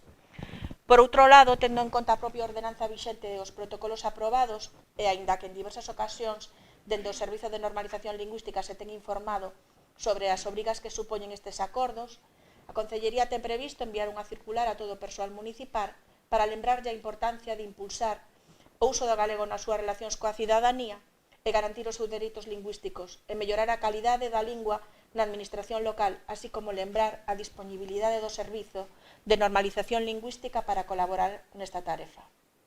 Así mesmo, o Servizo de Normalización Lingüística sempre colabora co Departamento de Persoal nos procesos de selección de persoal para a administración local na acreditación do nivel de galego adecuado para os distintos postos e colabora con estes departamentos para a elaboración das bases no relacionado con esta cuestión.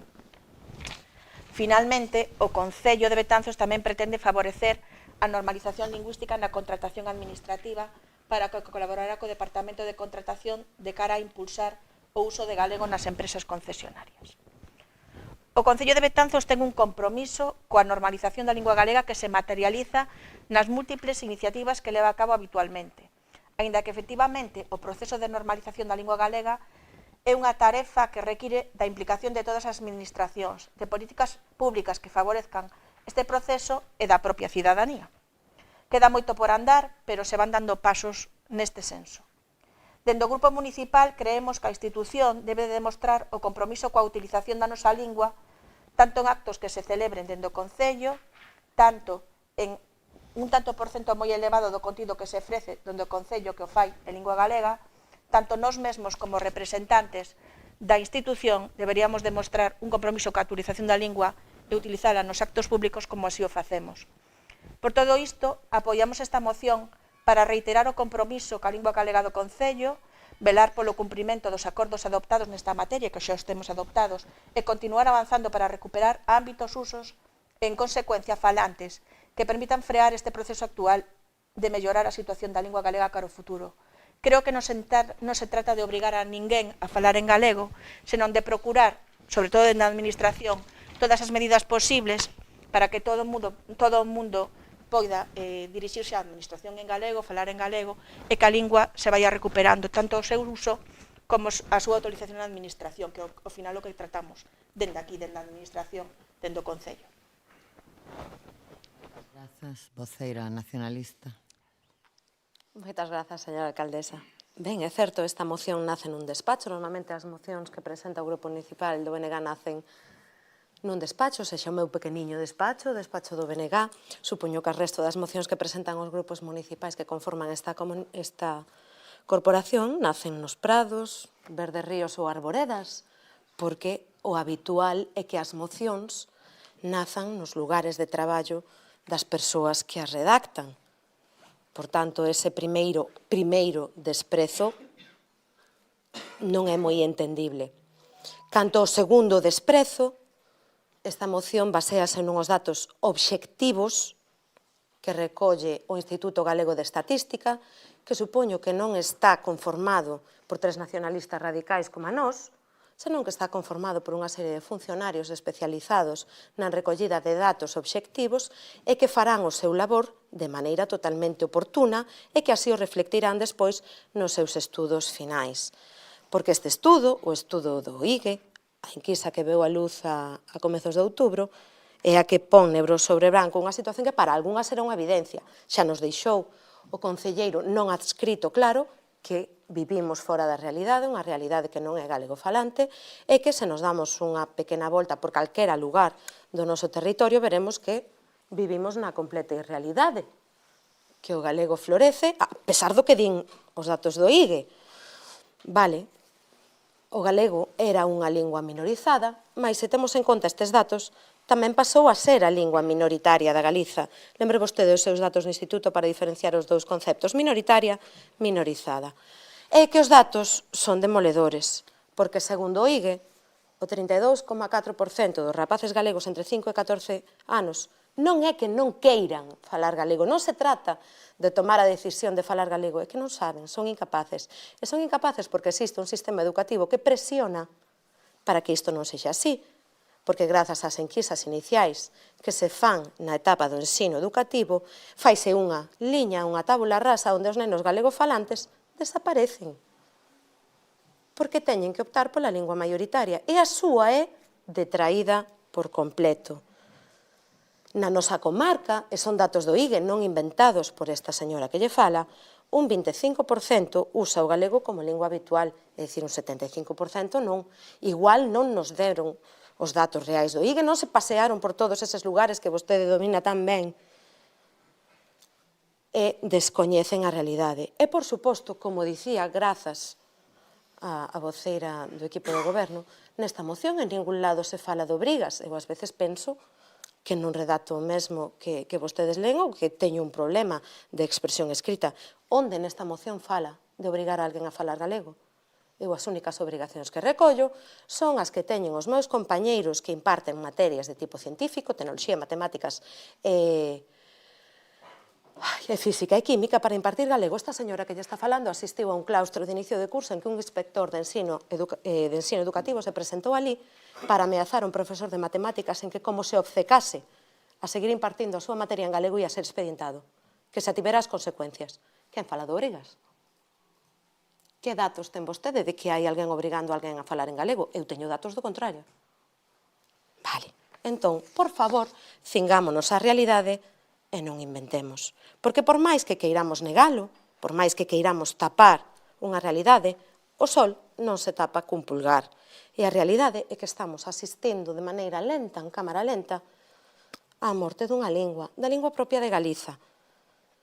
E diante desta morte, que é programada e asistida en algúns casos, uns toman flocos de millo para desfrutar do espectáculo e outros rebelámonos, sí, e negámonos a conformarnos, porque creemos que hai futuro. Porque o galego é unha lingua de comunicación tan válida como calquera outra, ni mellor ni peor, pero tan válida como calquera outra, e non hai ningún tipo de catastrofismo, o que hai é moita realidade. E o único que necesitamos para que esta realidade mude é un cambio de modelo, un cambio da política lingüística. Porque sí, a cuestión da lingua é política. Vostede acúsanos de facer política coa lingua. Daquela porque hai unha Consellería de Linguas, isto non é unha cuestión política. Na Consellería de Lingua dedícanse a facer macramé ou fan política coa lingua? Necesitamos que se deixe de legislar en contra do galego e que tamén as persoas responsables desa Consellería de Lingua se apropien da lingua galega e a traten cun chisquiño de cariño, con agarimo. Porque temos legislación, claro que a temos. Non é necesario mudar o Plan Xeral de Normalización da Lingua Galega de 2003. Temos legislación máis que de sobra. Hai que cumplila. Porque parece que a legislación nace para ser cumplida agás a legislación lingüística, que nace para contentar a uns pouquiños, pero que ninguén se preocupe, que non a imos aplicar, non vai a ser que alguén se ofenda.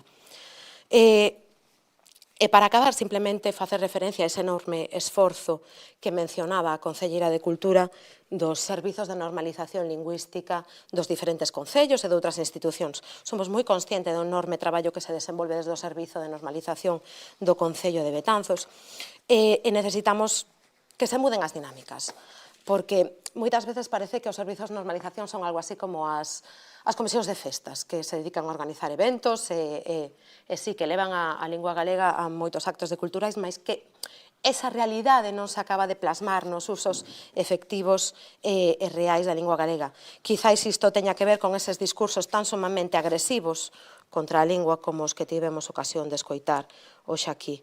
E para rematar, non me resisto a citar a Biblia das agresións contra a lingua galega, neste seu primeiro tomo, porque obviamente necesita un tomo máis. O futuro da lingua galega, o futuro de Galiza, como todos os futuros, vive en nós.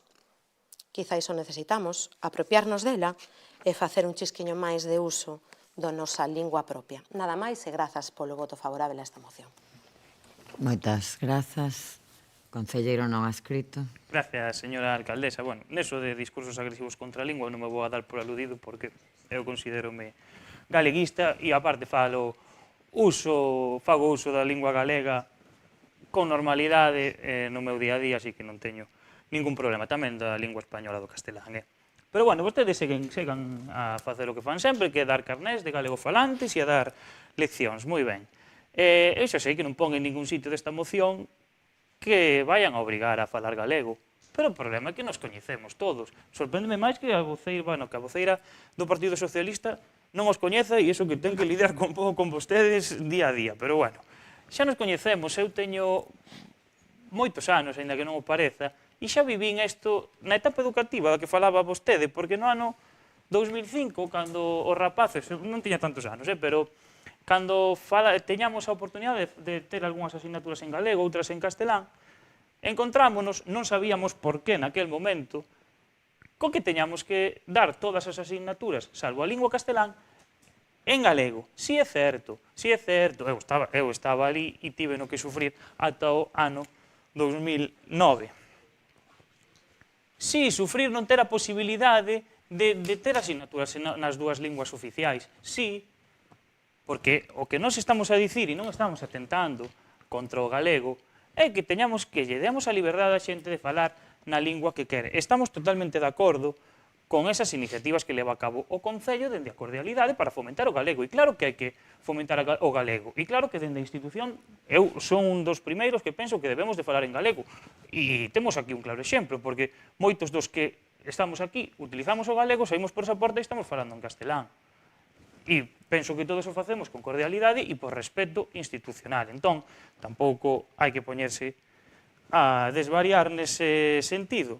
Pero, bueno, vostedes apostan por un cambio de modelo lingüístico e tiveron este mesmo ano a oportunidade de dar ese cambio. Brindaronlle aos galegos a súa proposta e aos galegos dixeronlles que querían continuar co modelo que temos actualmente. Polo tanto, nada máis. Moitas gracias. Moitas grazas, voceira popular. Sí, simplemente facer unha pregunta, porque propuxemos a votación por puntos e non me respondeu. Vale, pois nada máis que engadir, gracias. Moitas grazas, voceira socialista. Sí, nada, por alusións ou ilusións, non sei que decir ao respecto. Creo que teño a mesma relación cos concelleiros do BNG, que teño cos concelleiros non adscritos, ao mellor con algún incluso un pouquiño máis, que o veixo máis todos os días, pero bueno, non sei.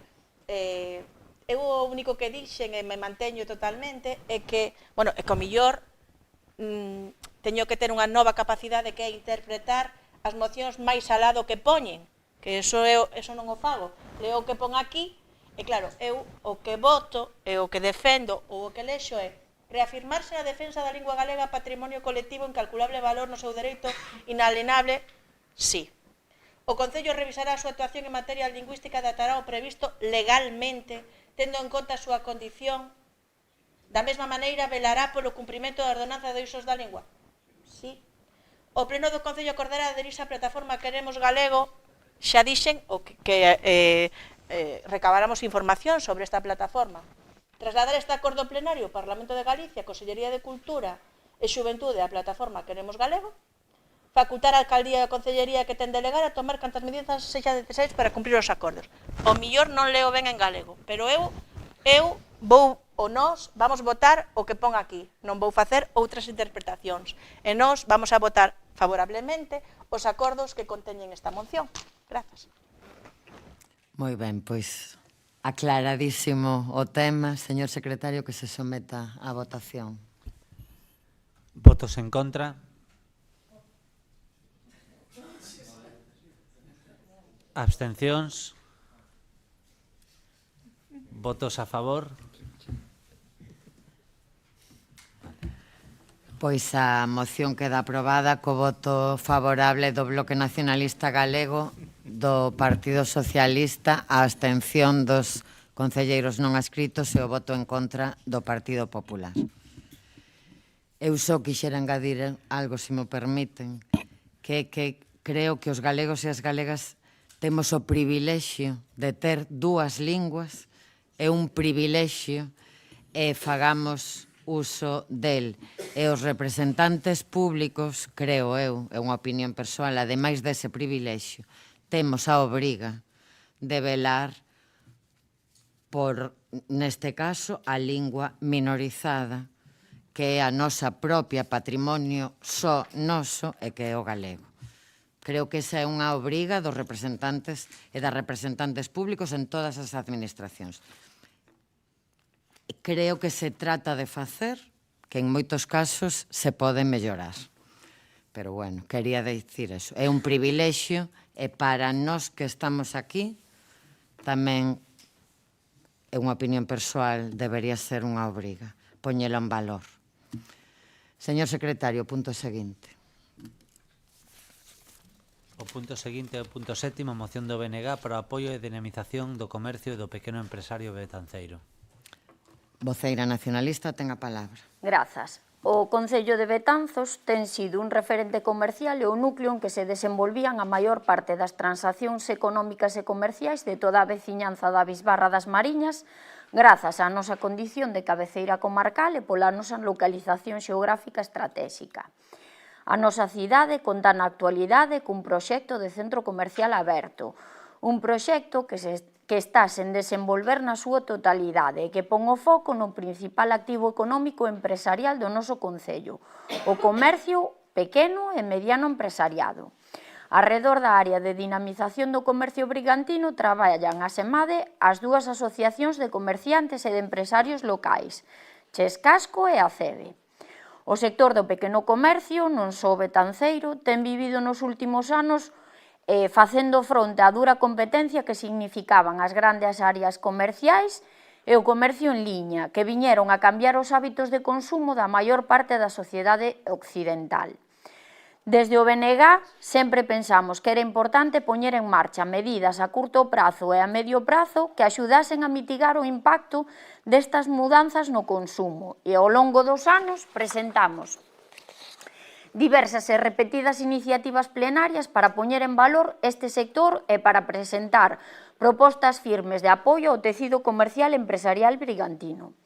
Estas iniciativas, que adoitan a ser aprobadas por unanimidade, non se recollen despois en realidades tanxibles e son frecuentes as chamadas de atención do conxunto dos comerciantes locais que piden un maior apoio para unha maior implicación institucional.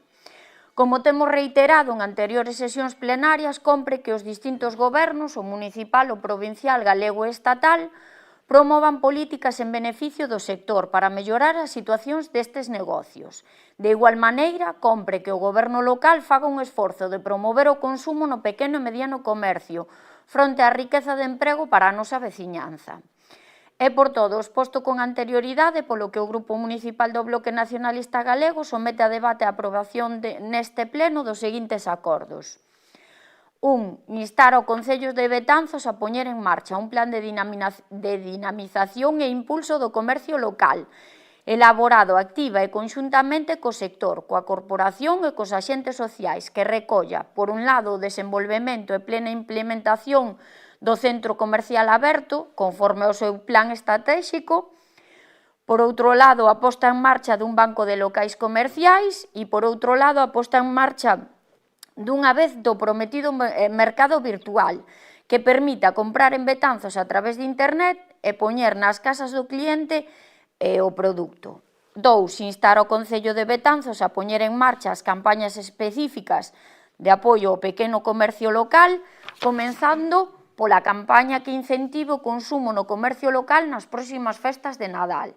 E 3. Facultar a Alcaldía e a Concelleira en quen delegar a tomar cantas medidas sexan necesarias para cumplir estes acordos. Grazas. Moitas grazas, concelleiro non adscrito. Gracias, señora alcaldesa. Entendemos que en este momento o comercio nesta cidade necesita un gran impulso. Tenemos que apoyar desde todas as instituciones a mejorar sobre todo el pequeño comercio, que en la actualidad está muy necesitado. Hoy en día tenemos a CEBE y a Chescasco, que están haciendo una grandísima labor, pero es necesario el apoyo del Concello, por lo cual estamos totalmente de acuerdo con esta moción. Moitas grazas. Vocera popular. Moitas grazas, señora alcaldesa, e boa noite a todos e a todas.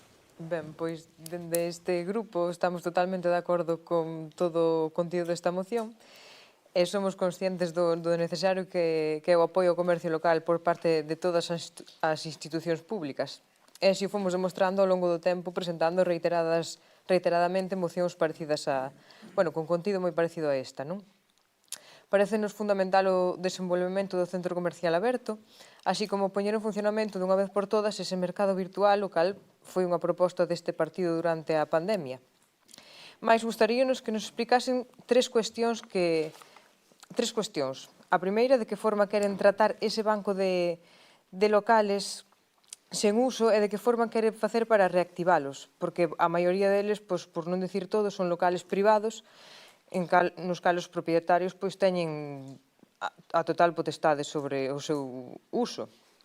Despois, A seguinte é quen son os axentes sociais que participarán na elaboración deste plan, xa que queremos que debe ser unha representación de absolutamente todas as voces implicadas no desenvolvemento económico de Betanzos para así priorizar as necesidades de cada un deles. E, por último, gustaríanos saber tamén, isto xa máis cara ao equipo de goberno, se neste Nadal imos ter que actividades imos ter nesta campaña de Nadal. E, nada, en definitiva, que apoiamos plenamente os obxectivos e os acordos desta moción e consideramos imprescindible contar con detalles máis específicos sobre os sectores involucrados. De todos os xeitos, esperamos que esta moción chegue a bo porto e máis nada nesta primeira intervención. Moitas gracias. Moitas grazas. Voceira socialista ten a palabra. Gracias, señora alcaldesa. En primeiro lugar, queremos manifestar a nosa absoluta concordancia co Grupo Municipal do Bloque Nacionalista en canto á trascendental importancia do comercio e do pequeno empresariado no noso municipio. Betanzos sempre foi un referente neste senso, segue o sendo e seguirá no futuro. É certo que nos últimos anos este sector sufriu diversas situacións que fan necesario que, máis que nunca, a dinamización do mesmo sexa unha prioridade para este grupo de goberno. Xa temos falado en anteriores ocasións que coincidimos na necesidade de actuacións para a reactivación do pequeno comercio. Actuacións que deben vir da man dos distintos gobernos, municipal, autonómico e estatal. Tamén contar coas vontades dos demais axentes implicados, comerciantes, consumidores, hostaleiros e promotores inmobiliarios. Os axentes públicos e privados temos que colaborar e impulsar as accións dirixidas a crear un espacio urbán saudable e sostible. Os cambios acaecidos nos últimos tempos tiveron consecuencias non sempre desesables, entre eles a lenta desaparición do comercio tradicional reemplazado polas grandes cadeas ou polo comercio electrónico.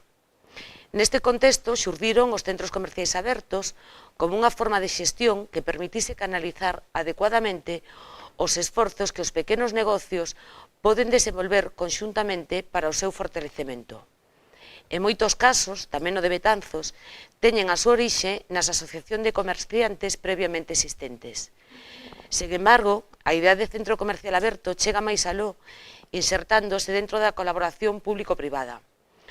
Os obxectivos do sector público respecto ao centro comercial aberto entendemos que deben ser dinamizar o centro urbano, mellorar a imaxe, facer do centro un lugar seguro e accesible para todos, ou crear unha visión de centro urbán que nos posicione e diferencie respecto a vilas cercanas. O compromiso do Goberno municipal é evidente neste senso. A aposta que se está a facer coa axuda de fondos europeos ten precisamente estes obxectivos: novo mobiliario, imaxe corporativa de marca Betanzos, aplicando tamén a sinalética municipal e outra serie de elementos de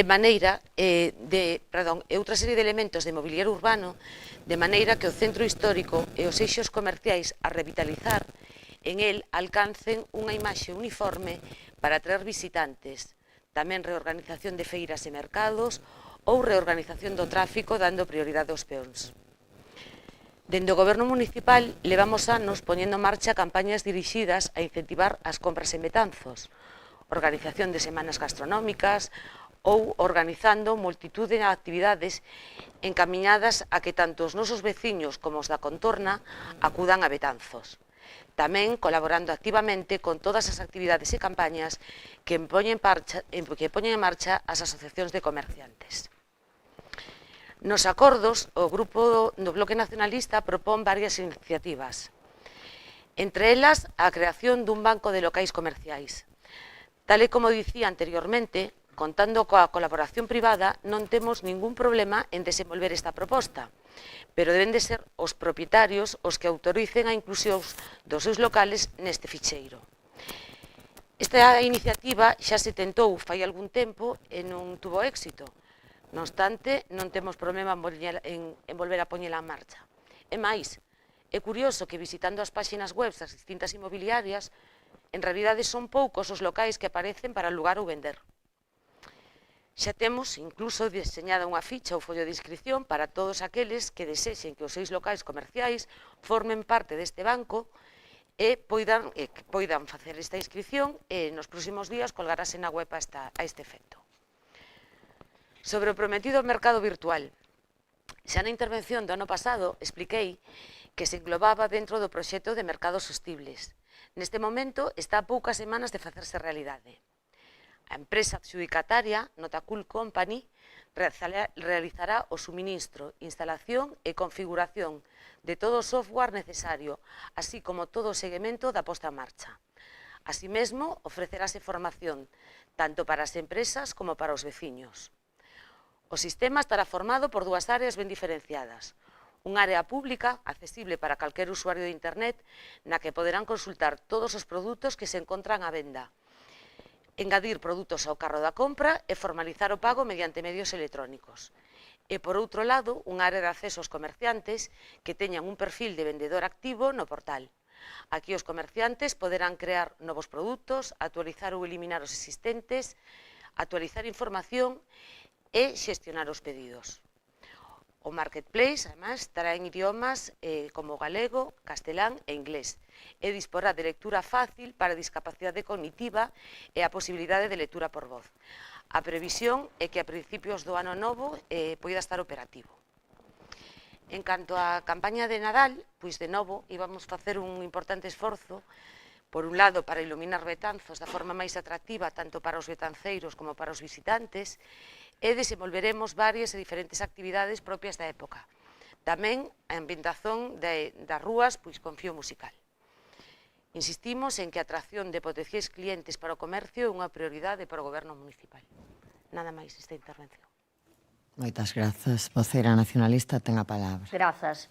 Sabemos eso, que todos os anos traemos a mesma moción na mesma época porque consideramos que, igual que outras mocións que repetimos, como a do 8M, a do 25N, son cousas moi importantes que necesitan ter visibilidade no noso pobo. Hai que axudar ao noso pequeno comercio. Tamén somos conscientes de que se están facendo campañas de promoción, por exemplo, na hostelería, que nos parece correcto e que funcionan moi ben. Pero insistimos, temos que axudar a dinamizar sobre todo eso, nestas festas de Nadal, o que serían os comerciantes do noso pobo. Comentaba o do comercio virtual. O ano pasado, neste mismo pleno, falamos da instalación dese comercio virtual, sobre todo para que facilite a posibilidade de que os comercios que queiran adherirse teñan un pouco máis fácil poder vender a través de internet por esas competencias que temos agora mismo polo ritmo de vida que levamos. Contestando ya a voceira do Partido Popular, o banco de locais sería un banco no que se adherirían os propietarios que quixeran libremente para contar co aval do Concello que permita facer unha transacción como máis segura entre o alugador e o que queira alugar o local. Eso, agradecemos sobre todo do comercio virtual, porque é verdade que o ano pasado díxose que estaba en trámite e que todavía este ano estábamos pendentes de cando se ia facer. Nada máis, grazas. Moitas grazas. Concelleiro non escrito. Señora alcaldesa, entendemos que el pequeño comercio de Betanzos es el comercio familiar, donde todos los vecinos se encuentran más a gusto, tienen más facilidades para muchas cosas. Entonces, creemos realmente que lo tenemos que apoyar con toda nuestra fuerza. Nada más. Moitas grazas. Voceira popular. Nada, volver a mostrar o noso acordo e que o noso voto vai ser favorable. Mais nada, moitas gracias. Moitas grazas. Voceira socialista. Nada, simplemente decir que non sei se me entendeu mal, pero agradecemos que ano a ano veña esta iniciativa. Estamos totalmente... E, ademais, o bo é que cada vez que se trae, temos novidades, como explicamos agora, co cal, perfecto. Esperamos outro ano que ven. Gracias. Ben, pois, se non entendín mal, entendo que esta moción se aproba por unanimidade de todos os grupos. Así que, señor secretario, pasamos ao punto seguinte. O punto seguinte é o punto 8º, moción de BNG sobre a situación do complexo deportivo do Carregal. Este punto acordouse na Comisión de Programación debatilo conxuntamente co seguinte, creo que é unha proposta do Partido Popular nunha solicitude de comparecencia do delegado de Deportes. Aprobouse así na Comisión de Programación. Entón, señor secretario, debatiránse conxuntamente, despois votaránse os acordos, entendo, que propón o BNG. Entón, bueno, o voceiro nacionalista ten a palabra. Moitas grazas e boa noite a todos e a todas. Dende a década dos 80, o Concello de Betanzos conta con as instalacións deportivas municipais na zona do Carregal, que inclúen unha piscina cuberta, unha piscina exterior e un centro deportivo con diversas zonas de adestramento. Estas instalacións, que reciben o nome de Complexo Deportivo do Carregal, teñen sido xestionadas de maneira indirecta a través de diversas empresas privadas. Ao longo dos anos, as diferentes empresas concesionarias dos servizos foron afrontando pequenas melloras nas instalacións que tiñan máis a ver co pintado e a renovación da maquinaria que cun mantemento a fondo das instalacións. Iso deu como resultado que a día de hoxe existan numerosas deficiencias que compre subsanar a nivel de infraestructuras que lle afectan ao propio vaso da piscina e a nivel da maquinaria que as usuarias utilizan. A este feito, únese a incertidume polo modelo de xestión do servizo. Actualmente, o servizo está en mans dunha empresa cuxo contrato remata a 31 de marzo e de cuxa licitación non temos noticia nin nesta corporación, nin no cadro de persoal da propia piscina. Por outro lado, e logo da sinatura do pacto de investidura entre o PSOE e o Bloque Nacionalista Galego de Betanzos, o goberno local tíñase comprometido a realizar un estudo sobre a remunicipalización do servizo do que non volvemos ter noticia. Para solucionar esta incerteza, compre que o goberno local informe ao conxunto da veciñanza a respecto do estado da xestión da piscina municipal e do conxunto do complexo deportivo do Carregal.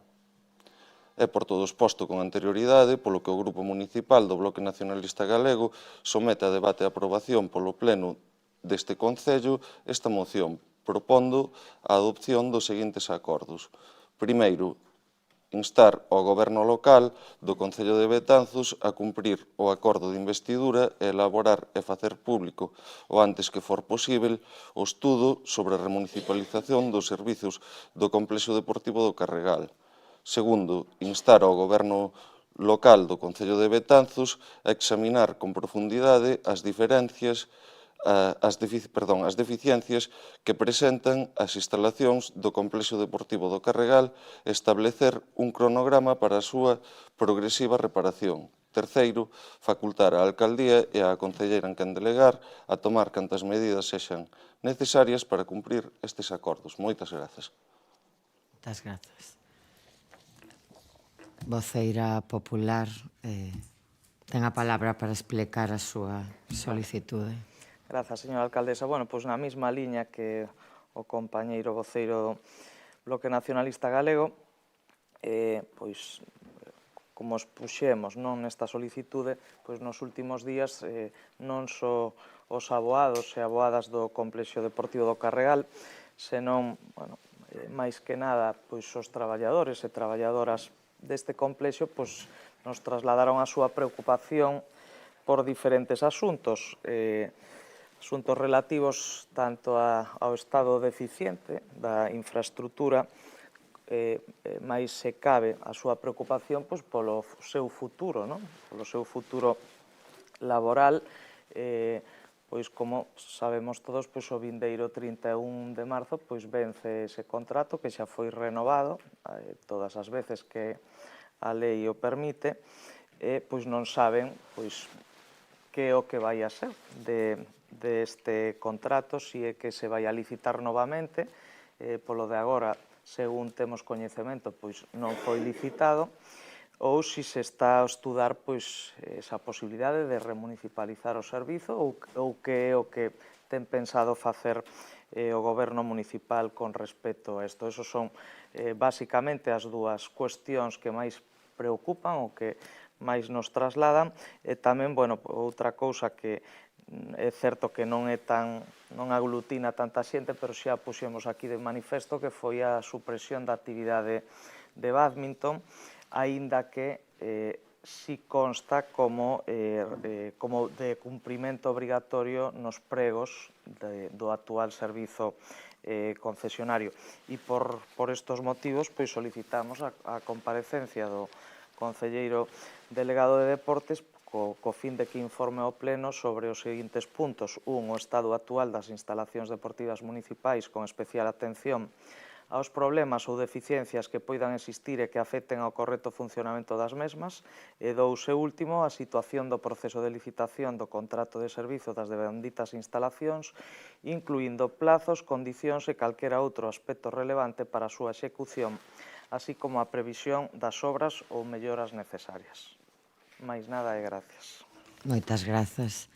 Agora si seguimos a orden. Concelleiro non adscrito ten a palabra. Antes da comparecencia.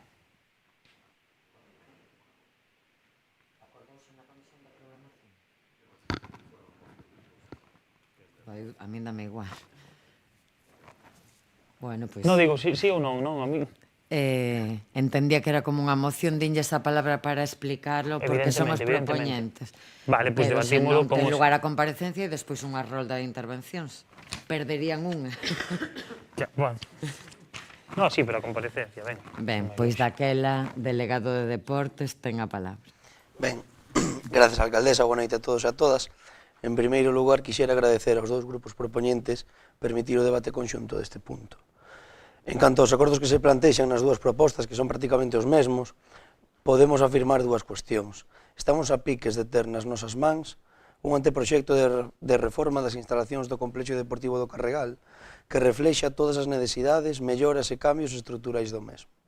A pasada semana, este equipo de goberno mantivo unha xuntanza coas persoas encargadas do tema, onde nos explicaron detalladamente cales son esas necesidades que ten actualmente a instalación e onde nos reflexaron unha aposta tan ambiciosa como necesaria para facer do noso complexo deportivo un acorde coas necesidades do século XXI.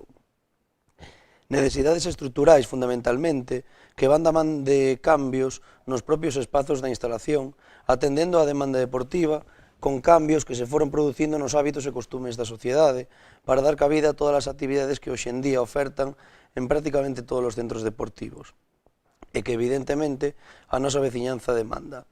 Clases dirixidas, clases de mantemento deportivo, clases en pequenos grupos de yoga, pilates, zumba, espazos para realizar exercicios de forza, pero tamén espazos para realizar actividades de cardio e un longo etcétera. En definitiva, ter este anteproxecto da man de profesionais no sector permitirá poder afirmar a segunda das cuestións, que é a seguinte. Coa información actualizada da man deste anteproxecto, paralelamente, un experto na materia está a redactar, elaborar, ese estudo sobre a posible remunicipalización do complexo. Estamos agardando a que ese traballo se finalice para comprobar a súa viabilidade ou non desta posibilidade. Detallados estes dous puntos, o grupo de goberno debe agardar a finalización dos traballos destes expertos e deste xeito nos asesoren para comprobar cal é a opción máis acaecida para o futuro próximo do complexo deportivo. Como grupo de goberno consideramos que estes son os pasos axeitados coa finalidade de facer efectivas as melloras significativas nas instalacións. Tal e como recolle a moción do BNG, as concesionarias dos servizos afrontaron pequenas melloras na instalación, pero xa consideramos oportunos reformas estruturais, de accesibilidade, de modificación interna de espazos, de infraestructura, de aproveitamento das zonas existentes. E por iso nace a necesidade de ter este anteproxecto que nos sitúe plenamente na realidade da instalación e con esa información ese experto estude cal é a vía máis axeitada para o futuro próximo. O cronograma para a súa progresiva reparación, recollido no acordo segundo da moción, tamén será facilitado por parte do arquitecto e do seu equipo. Ben, na moción do BNG fálase da incertidume no cadro do persoal do complexo. Dende o grupo de goberno queremos amosarlles tranquilidade porque estamos afrontando un proceso que non é novo e que o actual cadro do persoal de instalación xa tivo que pasar en varias ocasións con cambios de concesión, mais os seus postos de traballo sempre se viron e se virán asegurados. Así o trasladei ao seu representante sindical nunha reunión no meu despacho hai escasas semanas e mesmo lle asegurei que en canto tivese máis información sobre os pasos a dar, lle ofrecería con inmediatez. O representante sindical tamén amosou inquedanzas e suxerencias sobre a propia instalación que xa se teñen en conta neste anteproxecto de reforma para o seu beneficio e mellora das condicións laborais. Xa para rematar, evidentemente, explicado todo o traballo que se está a facer relativo ao complexo deportivo do Carregal, agardo que o Partido Popular teña a ben estas explicacións por unha banda e que, evidentemente, estamos de acordo cos puntos que recolle o BNG na súa moción. Nada máis nesta primeira intervención. Moitas grazas.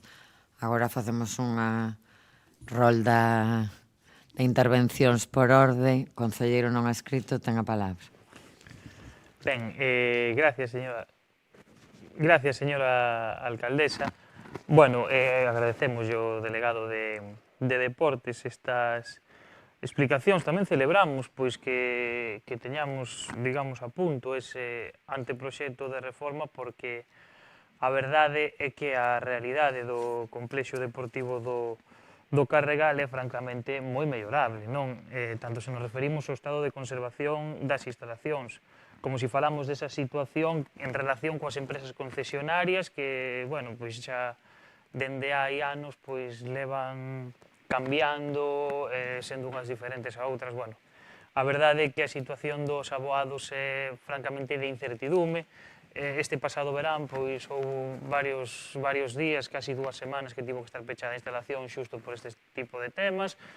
No ano anterior igual. Bueno, centrándonos un pouco no que é o complexo en sí, pois o paso dos anos fai máis que necesario esa serie de reformas das que falaba o voceiro do grupo de goberno, e son reformas pola que os usuarios levan agardando moito tempo e que tamén levan moito tempo demandando, porque claro, o único que vimos nos estes últimos anos son 4 mans de pintura e pegar 2 azulexos no vaso da piscina, pero os vestuarios, as duchas e o resto das salas de instalación precisan de verdade unha urxente remodelación, como tamén sucede coa maquinaria de entrenamento do centro. Precisa unha renovación profunda, e un exemplo que se dá cada día.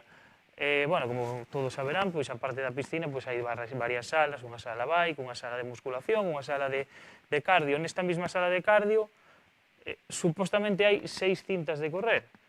Desas 6, 3 levan agardando por unha reparación, é dicir, cun papeliño de fora de servicio, dende hai meses, pero non 2 ou 3. Que sucede? Claro, chega a xente e se teñen que facer turnos, se teñen que arreglar, pois, reducindo o tempo de entrenamento, cousas que non pasarían se tivésemos disponibles esas máquinas coas que conta o complexo, pero que non están reparadas ou que non se sustitúen por outras. Isto é só un exemplo dos moitos que hai no complexo do Carregal e que fan palpable pois esa urxencia de comezar unha progresiva reparación e mantemento do complexo.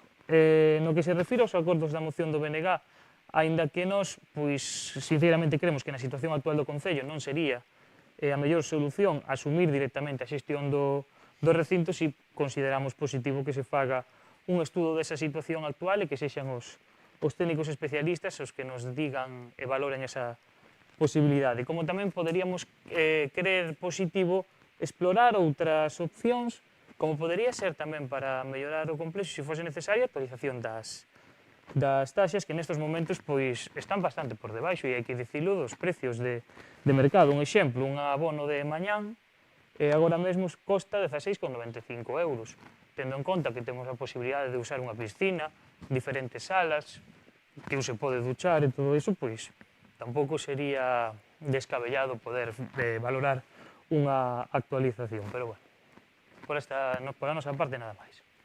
Moitas grazas. Concelleiro nacionalista, ten a palabra. Moitas grazas, señora alcaldesa. Agradecerlle ao voceiro do equipo de goberno as súas aclaracións. Alegrámonos de que se este traballando para facer o estudo da xestión directa do complexo. tendo en conta que quedan só 4 meses para que remate a concesión da actual empresa concesionaria, a ver se o temos solucionado canto antes. E alegrámonos tamén da aclaración que nos fixo sobre que xa falara co persoal da piscina que estaban moi preocupados. Moitas gracias polas súas aclaracións, nada máis. Moitas grazas, voceira popular.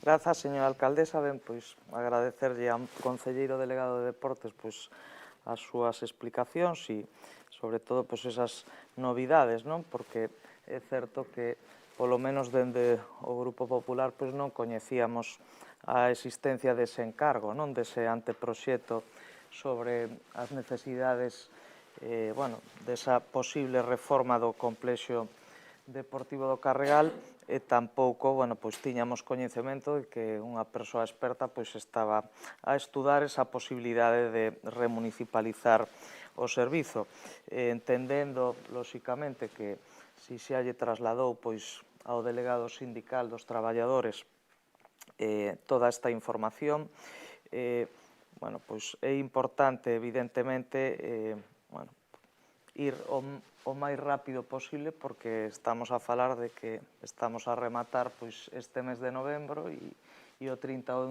de marzo, evidentemente, está aí, e se pois dese estudo de remunicipalización pois non é posible e hai que licitar de novo pois o contrato, pois evidentemente xa imos un pouco xustos de tempo.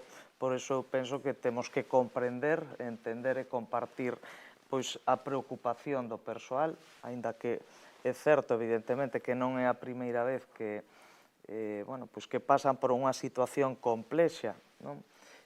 A nivel laboral, pois eso non é argumento de peso para xustificar que volva a haber un novo retraso ou que os seus contratos, evidentemente, bailen dunha empresa para outra. Pero, dito isto, pois agradecer as explicacións e agardamos que todo vaya o máis axiña posible e que ao remate do contrato teñamos unha solución tanto para os traballadores e traballadoras como para os abonados e abonadas, que principalmente son veciños e veciñas de Betanzos.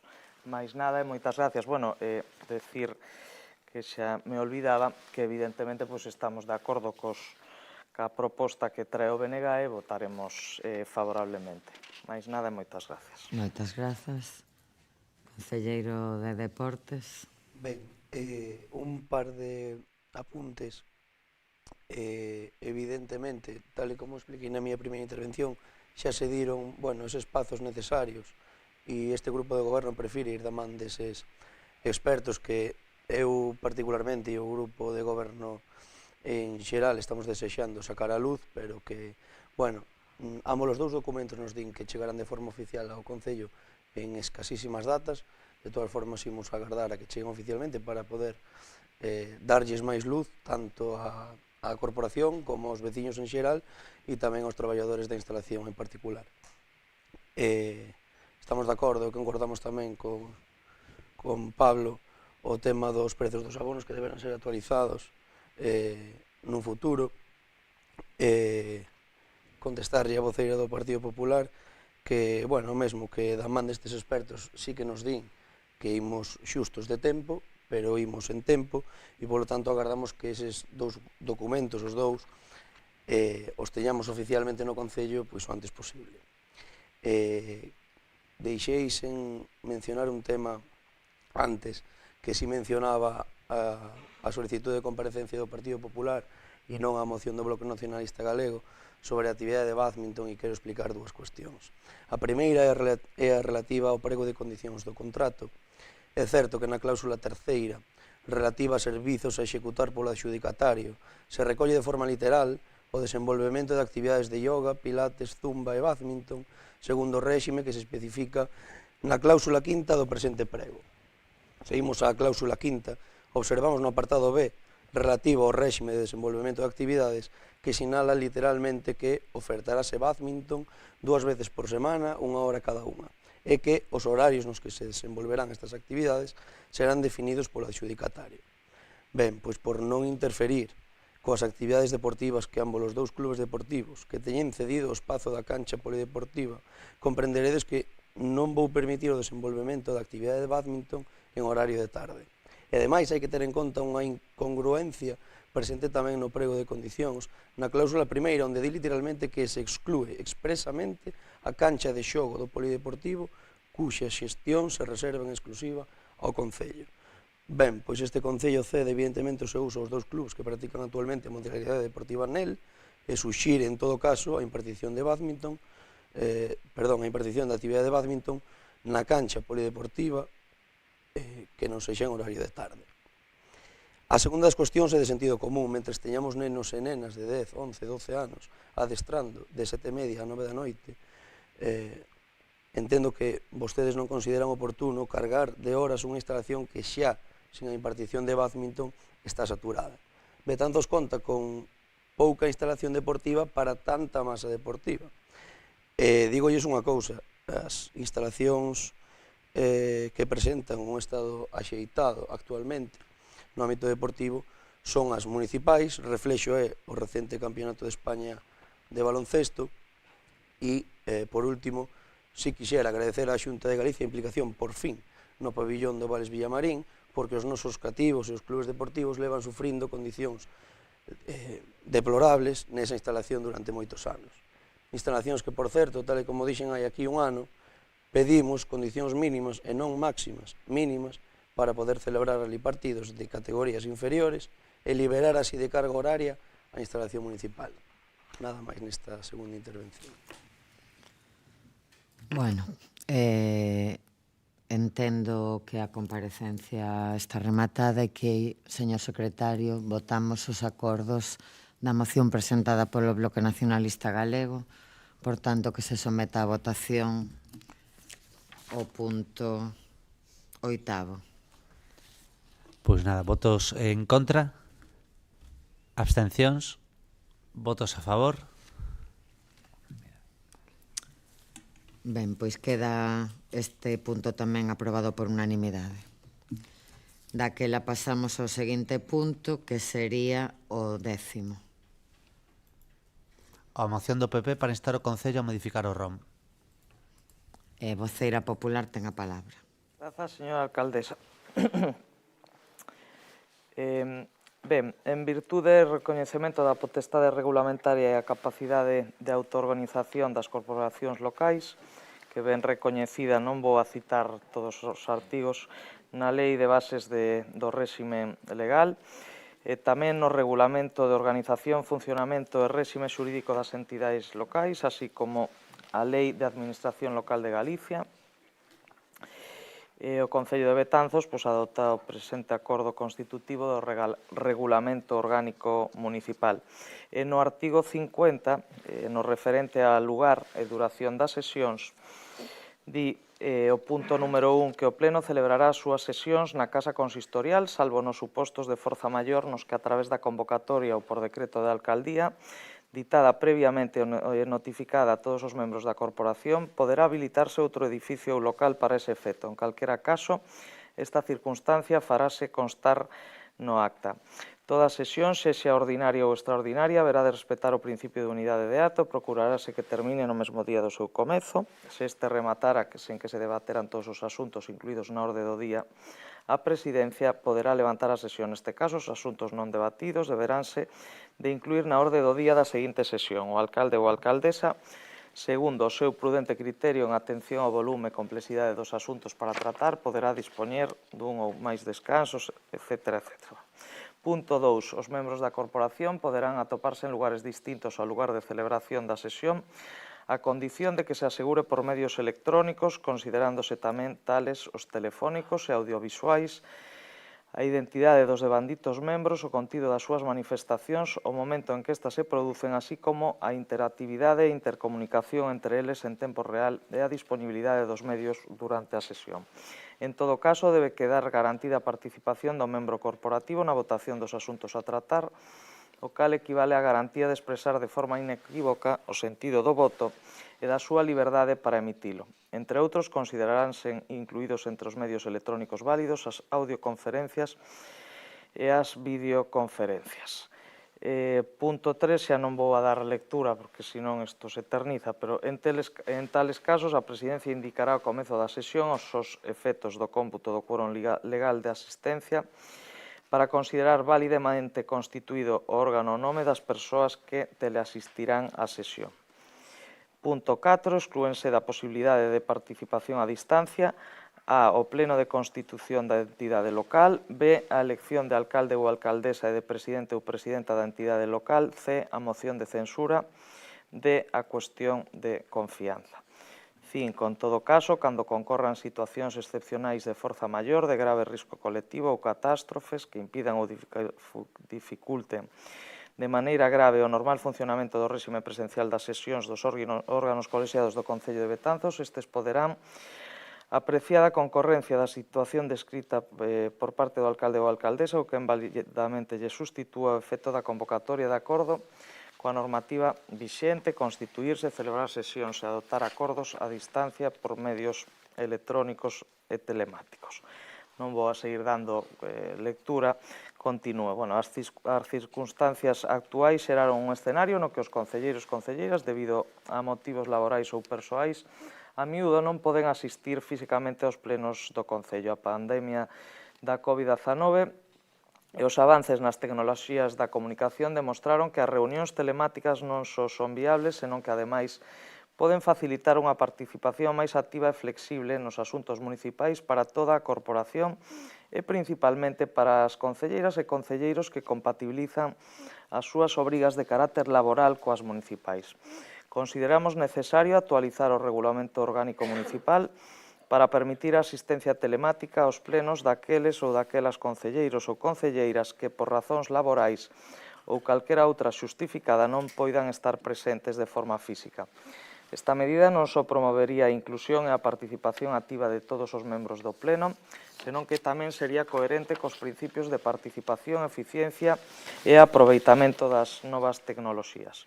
Para garantir a integridade do pleno e a transparencia dos debates, as sesións telemáticas deberán contar cun sistema de conexión fiable que permita a identificación do concelleiro, a súa intervención nos debates e a expresión do seu voto.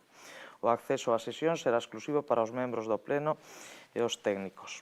Esta modificación ten como obxectivo mellorar a participación e a representatividade de todos os concelleiros, permitindo que aqueles que non poidan asistir aos plenos de maneira presencial por motivos laborais poidan seguir cumprindo coas súas responsabilidades democráticas mediante a asistencia telemática. Ao mesmo tempo, garántese que a dinámica do pleno non se vexe alterada, mantendo a transparencia, a integridade das decisións e o acceso igualitario á información e ao debate. A proposta busca garantir unha maior flexibilidade e accesibilidade na participación dos concelleiros nos plenos municipais, recoñecendo as realidades laborais dos mesmos sen menoscabar a súa capacidade de intervención nos asuntos municipais. A incorporación da asistencia telemática non só responde a un interese práctico, senón que tamén promove a modernización e a adaptación das institucións locais aos tempos actuais. Por todo iso, o Partido Popular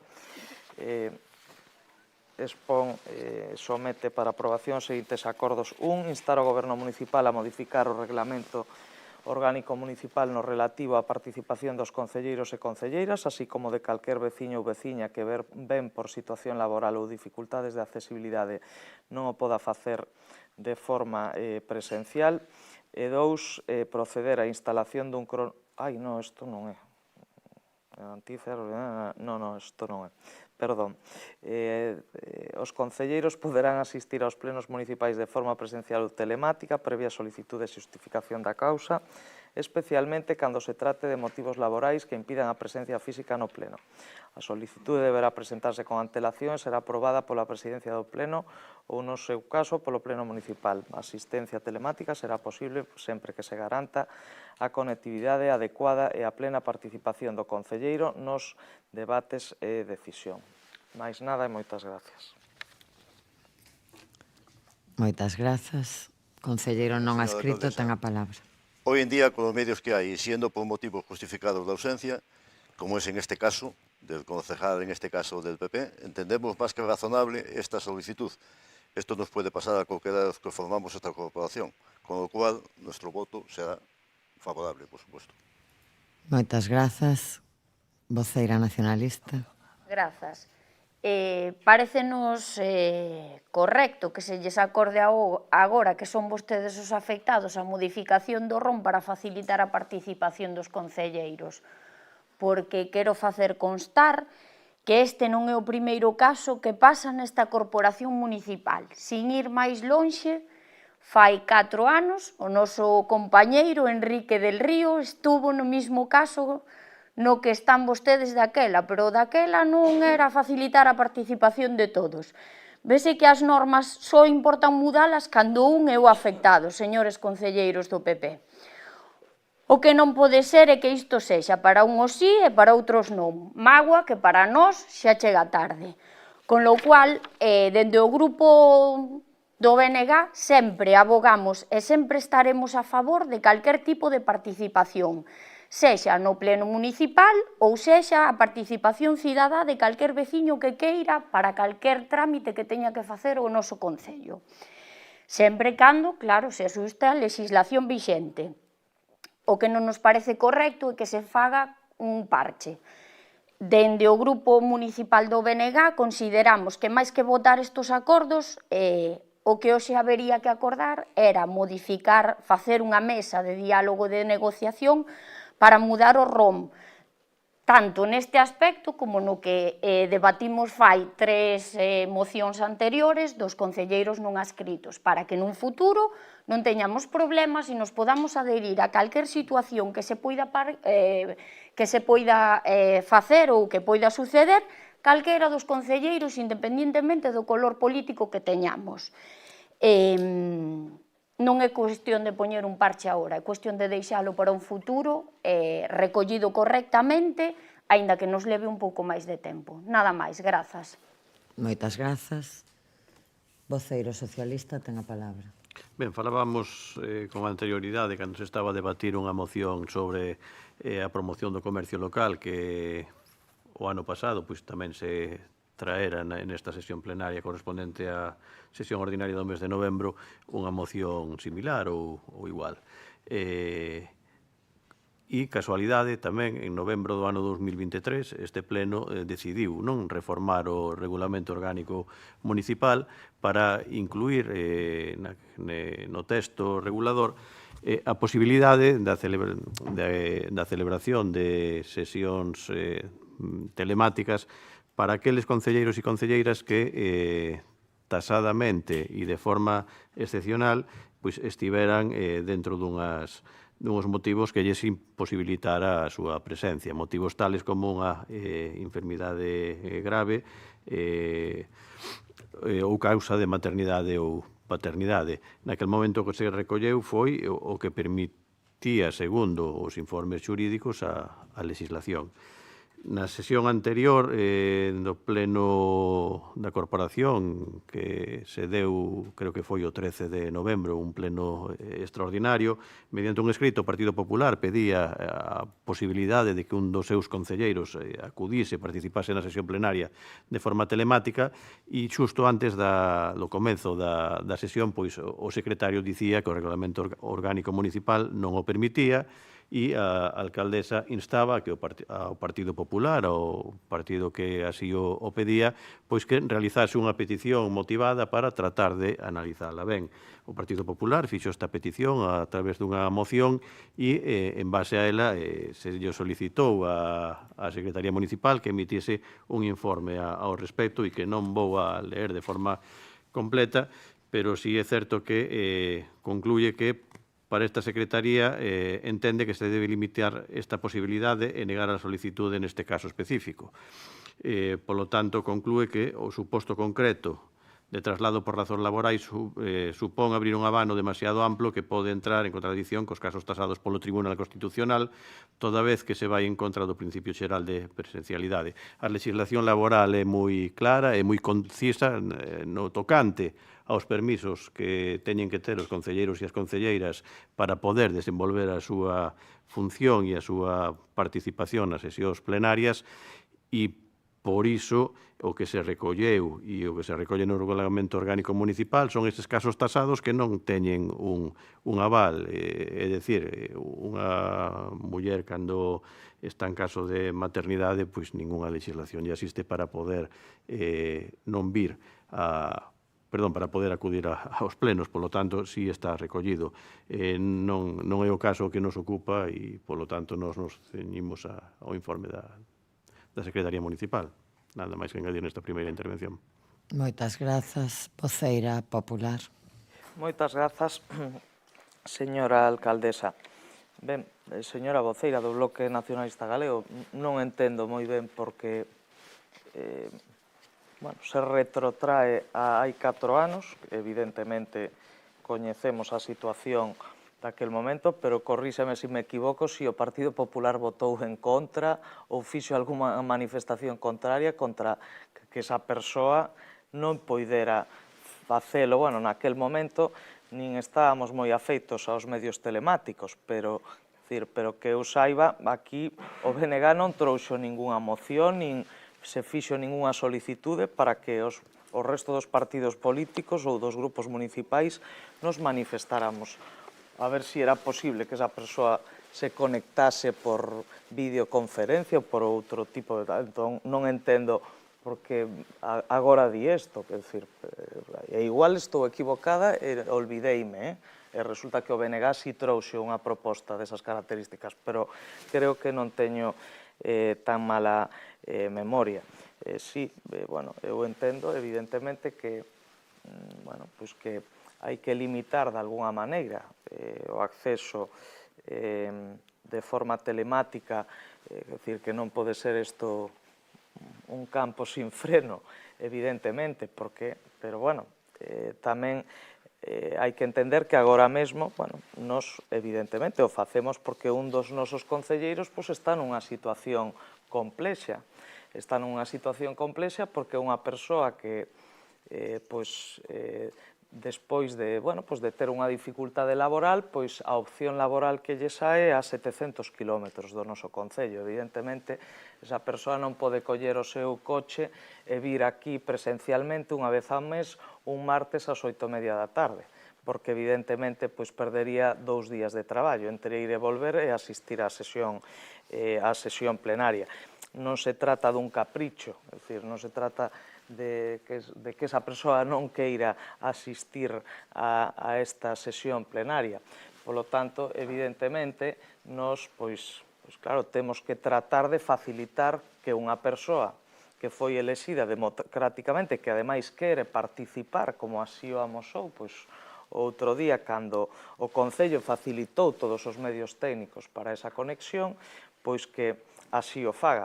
Claro, podemos falar de un montón de circunstancias que poden ocurrir, pero polo de agora non ocurriron. É dicir, eu entendo a limitación ou o certo medo que pode ter o secretario municipal a que isto se convirta en algo que suceda cotián, pero polo de agora non ten acontecido. Eso, é dicir, non houbo, que eu recorde, polo menos nestos 5 anos e pico dende que son concelleira, creo que se fixo unha solicitude unha vez para participar de forma telemática por un concelleiro que tiña COVID e foi ese día pola mañán, evidentemente non daba tempo a facilitar todos os medios técnicos.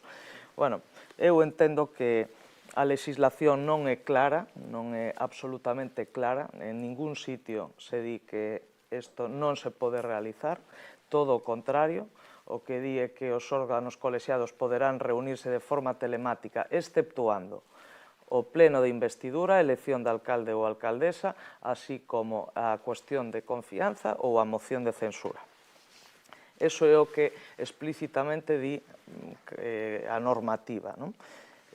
Volvo a decir que entendo perfectamente que haxa certo medo ou certa prudencia incluso, pero adiantarnos ao que poda ocurrir o día de mañá, pois si, evidentemente, pois igual mañá calquera dos concelleiros ou concelleiras que estamos na oposición ou incluso calquera dos concelleiros ou concelleiras que están no goberno, pois polo motivo que sexa, atópanse fora, hai que celebrar un pleno extraordinario polo motivo que sexa, evidentemente, que pasa? Que non nos vamos a poder conectar de forma telemática? Bueno, pois, non sei, eu, sin ánimo de levarlle a contraria, pois permítame que poña isto en riba da mesa, porque volvo a decir, estudiei a legislación con calma e non vexo nada que o proíba, pero, bueno, independentemente deso, evidentemente, aí está o informe, e, bueno, pois, evidentemente, nos o que queremos é que o concelleiro pois se poida conectar, pois xa veremos a ver o que acontece. Máis nada e moitas gracias. Moitas grazas, concelleiro non adscrito. Gracias, señora alcaldesa. Estamos aquí para solucionar problemas, no para crear polémica. Entonces, yo entiendo muy razonable esta solicitud. Nada más. Muchas gracias. Moitas grazas. Voceira nacionalista. Insistimos no mismo, é dicir, nós non somos xuristas, con lo cual, se a legislación vixente indica os supostos nos que se ten que cumplir esa videochamada ou conexión telemática como queiran, sempre estivemos a favor da participación de todo o mundo, sempre cando se cumpla legalmente a legislación. E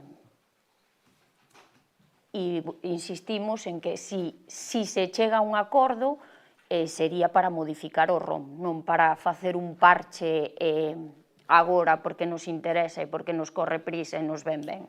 Nada máis, grazas. Moitas grazas, voceiro socialista. Nada, simplemente reiterar que o informe está aí, as mesmas verbas que trasladaba no acordo da modificación do ROM para falar e recoller o que se acordou sobre a participación dos concelleiros dos non adscritos está tamén vixente e se pode utilizar para isto, pero con esta casuística concreta o informe está moi claro, non? E simplemente o exemplo que poñía a voceira do Partido Popular sobre o pleno extraordinaria, que se nos collía algún de nós ou de calquera dos 17 concelleiros fora, se non podería participar, é unha cousa puntual, excepcional, un pleno extraordinario aquí, o que se pide, e por eso, lendo o informe, o que se desprende da petición é que é algo constante e que perdurará no tempo, que non é unha ocasión puntual. Por lo tanto, bueno, nos reiteramos no que recolle o informe do señor secretario, nada máis que añadir. Ben, bueno, debatido o tema, evidentemente o informe é claro, pero non hai por que pecharse a no futuro modificar o regulamento, que xa se falou hoxe mesmo nesta sala por un tema que nunca xurdira nesta corporación e seguindo sempre a legislación vixente, que non é clara, é verdade, eu tamén tratei de informarme abondo deste tema, pois no futuro tratar de modificar e que recolla circunstancias que se poden dar, entendendo sempre que eu levo moitos anos na corporación e si é verdade que outras veces que se diuron circunstancias similares, pois desgraciadamente o devenir dos concelleiros ou concelleiras tivo que ser outro, pois por non manter esa representatividade, porque unha cousa é algo puntual dun mes concreto ou dunha baixa por enfermidade curta no tempo, e outra cousa é unha situación laboral que descoñezo en profundidade, pero que co que sei, pois estamos a falar dun tempo a longo plazo ou a medio prazo.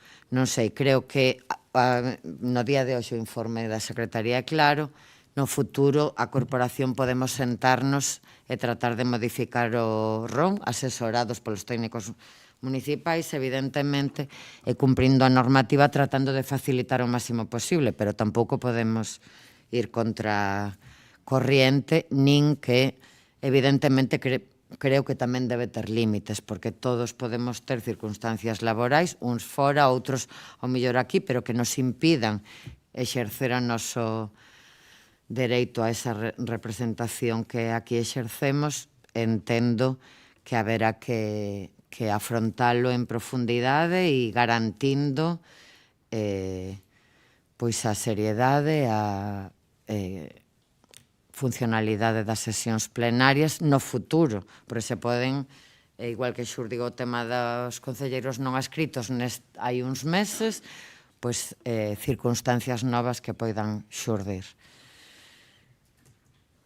Ben, pois dito eso e comprométome a convocar xuntanzas de voceiros e de voceiras para afrontar estes cambios no regulamento no futuro. Señor secretario, que se someta a votación este punto. Votos en contra? Abstencións? Votos a favor? Ben, pois queda aprobado co voto favorable do Partido Popular e dos concelleiros non adscritos, a abstención do Bloque Nacionalista Galego e o voto en contra do Partido Socialista. Punto seguinte.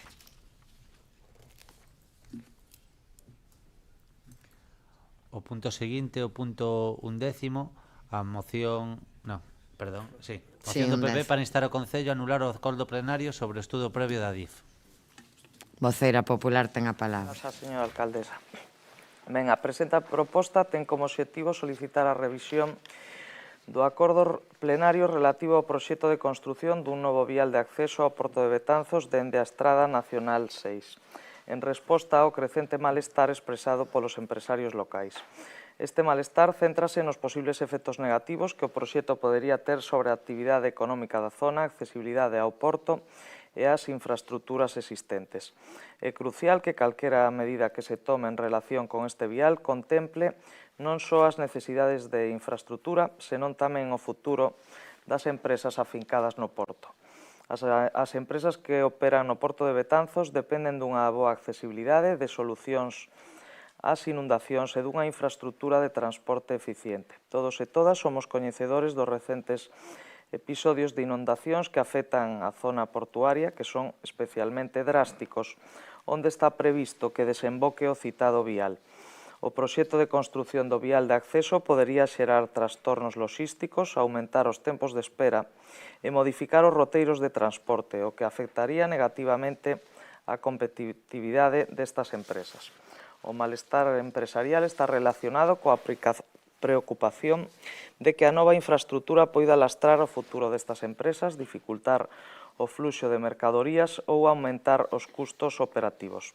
É fundamental que as partes involucradas na operación do porto teñan voz nas decisións que afectan directamente a súa actividade, así como calquera cambio na infraestructura viaria realícese de maneira que favoreza o crecemento económico sen xerar efectos negativos sobre o tecido empresarial local. Por todo iso, o Partido Popular somete a aprobación do Pleno os seguintes acordos. 1. Instar ao Goberno Municipal a anular o acordo plenario sobre o estudo previo do ADIF. E 2. Instar ao Goberno Municipal a valorar coa ADIF outras alternativas ao deseño actual do vial que non perxudiquen as empresas do Porto. A proposta de revisar o proxecto, consultar aos empresarios do Porto e explorar alternativas viarias máis adecuadas garantirá que o desenvolvemento de Betanzos sexa sostible e beneficie tanto ás empresas como á comunidade en xeral. Terceiro e último, facultar á alcaldesa ou persoa na que delegue a levar a bo fin estes acordos. Máis nada e moitas grazas. Moitas grazas. Concelleiro non adscrito, ten a palabra. Gracias, señora alcaldesa. Entendemos que se puede haber outras alternativas ao actual proxecto, estas debían de ser estudiadas para beneficio de vecinos e empresarios de Betanzos. Nosotros tuvimos contacto con ellos y nos trasladan su descontento con la propuesta de ADIC. Nuestra posición, por lo tanto, será favorable. Moitas grazas. Voceiro nacionalista ten a palabra. Moitas grazas, señora alcaldesa. O acordo que o Pleno adoptou no seu momento recollía que a DIF fixera un estudo sobre a súa proposta para suprimir o paso a nivel. Antes de que o Pleno debatera este tema, houbo unha reunión pública no Liceo, no Salón Azul, entre o equipo de goberno e a veciñanza e empresarios que tiveron a ben acudir, na que tamén participamos concelleiras do Bloque Nacionalista Galego. O que se acordou coas persoas que acudiron a esta xuntanza foi que a DIF fixese ese estudo, tendo en conta os problemas de inundacións e as afeccións que o proxecto poidese ter na rede Natura. Se agora o Pleno acordase non facer o estudo, cal é a alternativa do Partido Popular? Se non se estuda esta opción, que en principio parece a de menor impacto e non se buscan solucións aos problemas das inundacións e se minimiza o impacto tanto ambiental como para as veciñas e os negocios, cal é a alternativa? A supresión ao paso a nivel é obrigatoria pola legislación europea, como o PP sabe, porque se falou a anterior vez que este tema se trouxe a pleno. Así que deixar a situación tal e como está, pois non é unha opción. Nesta primeira intervención, nada máis e moitas grazas. Moitas grazas, voceiro socialista. Ben, no seu momento, a DIF, para cumplir con ese Real Decreto 920 do ano 2020, que a diferente normativa europea que citaba o voceiro do Grupo Nacionalista, ten a intención e a obriga de retirar o paso a nivel de Betanzos. E o podería facer moi sinxelamente, é un acto regulado, presenta toda a documentación pertinente, presenta o proxecto de avaliación ambiental e pide licencia e se cumpre, pois ya vería que dar, nos gustase ou non os condicionantes que lo conlevara.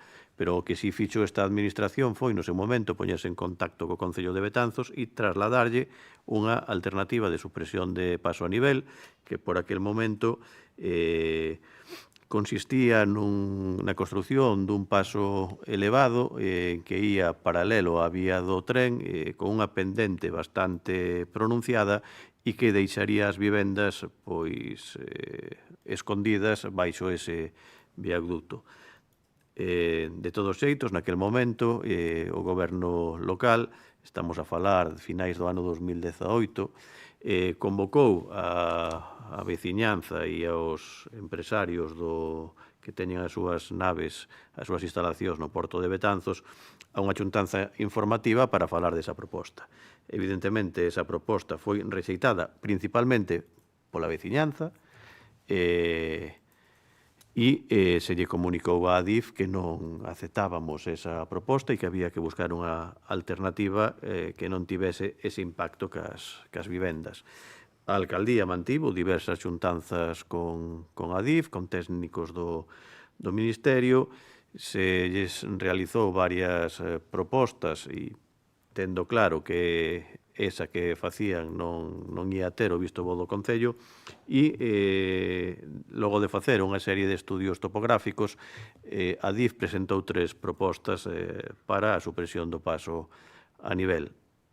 Convocouse a veciñanza no mes de xullo do ano 2024 e convocouse na mesma xuntanza a empresarios e empresarias do Porto. Se lles presentaron as 3 alternativas, se lles explicou cal se pensaba que era mellor para todos e para todas, e nesa xuntanza todos os veciños e todas as veciñas se manifestaban que estaban a favor desa nova proposta realizada por ADIF, e o tecido empresarial que ali estivo, prácticamente todo deu o seu visto bo e algunha parte destos empresarios acabaron dando o visto bo cando se falou dunha serie de condicionantes que eran 2 en concreto, que era que donde chegaba a vía de acceso se garantizase as 2 naves existentes nesa zona o acceso ás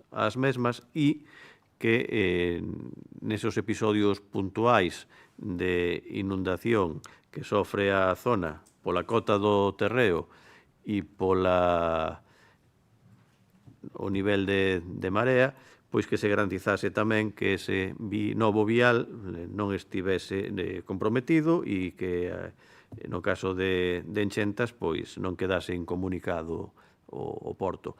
E así se fixo, e así se acordou por parte desta corporación nese pleno, darlle o visto bon a ese proxecto, a ese borrador de proxecto, posto que non era un proxecto básico, vaya, agora hai que desenvolver ese proxecto, habería que sometelo a trámite medioambiental e a todos as administracións sectoriais que estarían afectadas por el. Polo tanto, non se aprobou neste pleno a realización dunha obra, ni moito menos, senón que se lle transmitiu a DIF que estaba de acordo con ese proxecto, con esa serie de condicionantes que, reitero, veciñanza e tecido empresarial lle deu o visto bon con esa serie de condicionantes. Polo tanto, agora o que toca é esperar a que a DIF nos presente ese proxecto, no que ten que recoller esas dúas cuestións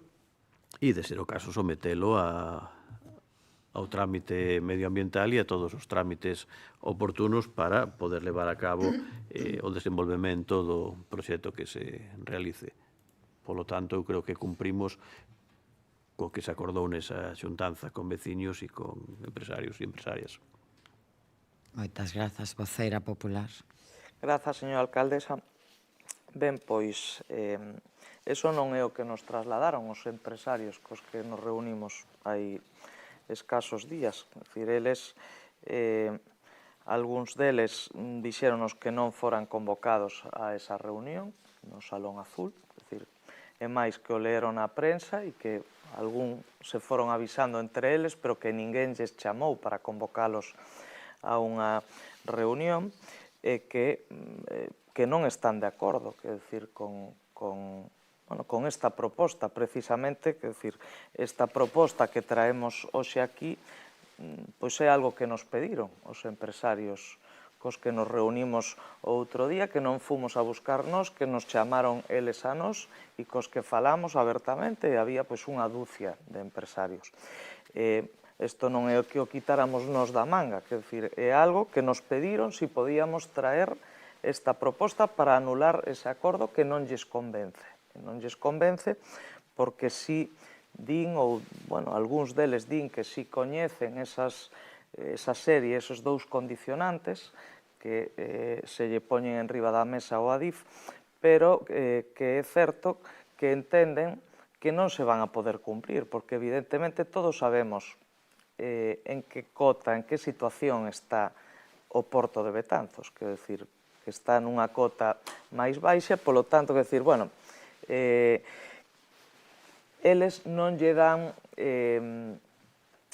non é que non lle den, a ver como explico, que esos dous condicionantes que nun principio, nun primeiro momento, pois si podían ter aceptado como óptimos, digamos, para garantir que o vial sería, pois, bueno, pois sería acorde, digamos, para un correcto desenvolvemento da súa actividade empresarial, pois non o ven claro, e por eso nos traemos aquí. É certo que o Partido Popular xa votou en contra naquel momento, que decir, nos manifestamos en contra deste estudo previo do ADIF, e xa expuxemos, señor concelleiro do Bloque Nacionalista Galego, pois unha das propostas ou unha das opcións que nos víamos. É certo tamén que o ADIF non é a primeira proposta que trae, como ben explicou o voceiro do Grupo de Goberno, pero evidentemente a nosa proposta pois non é outra que escoitar aos empresarios, tratar na medida do posible, evidentemente, pois de perxudicarlles o mínimo posible a súa actividade empresarial. Esa é a nosa proposta. Máis nada e moitas grazas.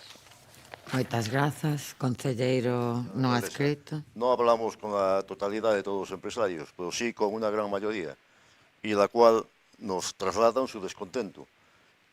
Por lo tanto, por eso insistimos en buscar outras alternativas a este proxecto. Nada máis e moitas gracias. Moitas grazas, voceiro nacionalista. Moitas grazas, señora alcaldesa. Ben, eu fui unha das persoas que estuve naquela reunión do edificio Liceo, onde estaban os veciños que viven na zona de onde está o parque, e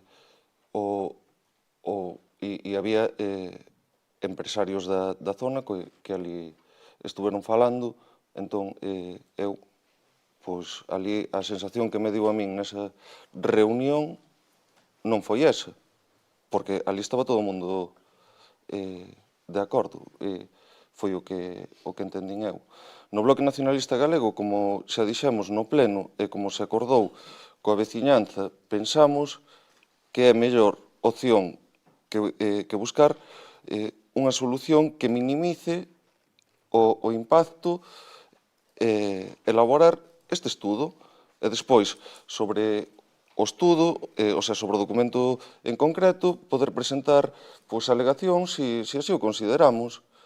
En consecuencia, o noso voto vai ser en contra, porque pensamos que o que non podemos é evitar estudar as posibles solucións, porque como corporación municipal temos unha responsabilidade que é buscar a mellor solución para os veciños, para os empresarios e para o medio ambiente. E eu, na reunión na que ali estuven, era o que querían. Entón, con lo cual, o noso voto, como non pode ser de outra maneira, vai ser en contra porque é buscar as mellores solucións. Moitas grazas. Moitas grazas. Ben, vamos a ver. En primeiro lugar, temos que ter claro, todos e todas os que estamos nesta sala, pero tamén os empresarios e empresarias e os veciños e veciñas afectados, que a supresión do paso a nivel non é unha opción. E que, ademais, a seguridade debe ser a prioridade absoluta de todos e todas, tratando de, pois, se todos acadamos unha opción inmellorable, pois estupendo, pero que a prioridade absoluta é a seguridade. Hoxe mesmo morreron 2 persoas nun paso a nivel. Entón, esa non é unha opción. Sabemos que a supresión do paso a nivel ten que ser sí ou sí. Dito eso, sabemos todas e todas que se estudaron todas as opcións, ou moitas. Eu, o que se me traslada dende o Ministerio é todas. Hai anos, como explicaba o voceiro socialista, presentaron outra como a proposta de Adif, que foi rexeitada por veciños e empresarios naquela xuntanza. Eu tamén estive naquela xuntanza do ano 2018, creo que foi. Evidentemente, o Concello traslada eso a Adif, que se estuden outras alternativas. E constame que se estudan, tanto por debaixo da vía, como por encima, como dende a Nacional Sexta, como este o caso, como dende outro lado. Paisaxísticamente, medioambientalmente, o impacto é brutal, sexa cal sexa a opción. Eso eu teño claro. Que a prioridade debe ser a seguridade tamén. E despois, dentro diso, tratar de atopar esa opción que minimice pois os problemas que conleve, evidentemente. Nesta xuntanza que mencionaba o concelleiro nacionalista que estivo ali e o voceiro socialista, en primeiro lugar, foron convidados ou convocados por carta todos e todas as afectadas. Por carta. En segundo lugar, os que asistiron manifestaron en gran medida a súa satisfacción porque a Adif fixera outra proposta diferente da anterior que rexeitaban por inmensa maioría, pero con algún pero que sí se trasladou dende esta sesión plenaria a Adif tal e como quedamos ali e recollendo todo o que ali se escoitou, que era o impedimento de 2 naves que parece polos planos que se tiñan que o vial como que dificultaba a entrada nesas naves en concreto e que se tivese eso en conta porque eso pois non é posible evidentemente e por outra banda e dados que últimamente as enchentes na zona do Porto son moito máis frecuentes que en anos anteriores, e iso é así, pois que se tuvese en conta e que non fose un impedimento de acceso a esa zona. E iso é o que se trasladou á Adif. Entendendo que a Adif fará un estudo e fará unha proposta definitiva tendo en conta todo eso. Tendo en conta que non hai moitas máis opcións viables, e tendo en conta eses condicionantes que o Pleno lle trasladou e que a Alcaldía lle trasladou. Entón, eu creo que eso é o que... Eu non dubido da súa palabra, do que lle trasladan os empresarios, pero tampouco dubido do que me trasladaron a min ou a nós nesa xuntanza. E foi o que aquí se acordou. Entón, eu quero que entenda toda a corporación e tamén a veciñanza e os empresarios e empresarias que a supresión do paso a nivel é innegociable. Non podemos seguir dilatando moito máis no tempo. Levamos dende o ano 18, estamos casi no 25, que vai chegar un momento, como decía o vocero socialista, en que ao mellor non preguntan. Non queremos chegar a iso. Queremos chegar á mellor opción ou á menos mala. Entón, eu entendo que o que aquí se aprobou foi o que se recolleu nesa xuntanza que se convocou a todo o mundo, veciños e empresarios. E que, ademais, o que se propón é que se estude mellorar esa opción con estes condicionantes que se acordaron nesa xuntanza e que se acordaron nesta sesión plenaria, porque aquelo non era un proxecto pechado, nin era unha solicitude de licencia. Entón, o que se aprobou nesta sesión foi o que se trasladou e a Alcaldía velará por insistir en que se estude eses condicionantes, pero entendendo que non hai moitas máis solucións a todo o que a todos os problemas existentes na zona. Entón, o noso voto vai a ser en contra de volver atrás ese acordo, pero que sí quero que quede claro é que ese acordo recolle o que os empresarios e veciños trasladaron naquela xuntanza, que ese acordo recolle, ao meu entender, as inquedanzas que poden ter, e que estamos á espera de esa proposta, despois dese estudo de Adif. Esperamos que escoiten o que dende o acordo plenario se lles trasladou e que a Alcaldía velará e insistirá en que se escoite. Pero que tamén temos que ter claro que a supresión dese paso a nivel é unha obriga, e que non só é unha obriga da Unión Europea, que sí, é que estamos a falar da seguridade das persoas, que debe ser a prioridade. Despois veñen as lamentacións e bueno, sobran exemplos. Eu, sin ir máis alá, a seguridade debe ser unha prioridade tratando de minimizar as consecuencias que algúns ou algunhas pensan que poderían ser negativas, ao mellor non. Non o sabemos. Calquera cambio parece que dá medo, pero bueno, eu creo que esta proposta é mellorable con eses condicionantes, pero mellorada e tendo en conta as propostas dos empresarios e dos veciños, pois sinceramente ningún técnico nin técnica foi capaz de darme outra nestes 6 anos. Ningún. Entón, bueno, eso é o que quería trasladar, é decir que o noso voto ten que ser en contra, porque o que se nos trasladou a nós foi o que se plasmou nese acordo plenario. Sin poñer en dúbida o que lle trasladaran a vostede e plasma nesta moción, evidentemente. Entón, señor secretario, que se someta a votación. Votos en contra. Abstencións. Votos a favor. Ben, pois esta moción queda rexeitada co voto en contra do Bloque Nacionalista Galego e do Partido Socialista e o voto a favor do Partido Popular e dos concelleiros non adscritos. Punto seguinte. Rogos e preguntas. Primeiro, das lecturas respostas ás preguntas do pleno anterior. Voceira do Grupo de Goberno ten a palabra. Respostas preguntas do Grupo dos non adscritos. Respecto á Comisión de Criado, o mantemento da proposición realízase de maneira continua por parte de operarios municipais. Lamentar os continuos ataques que se producen no mobiliario de presente que provocan moitas das situacións que vostedes mencionan. Respecto aos colectores da rúa dos cargadores.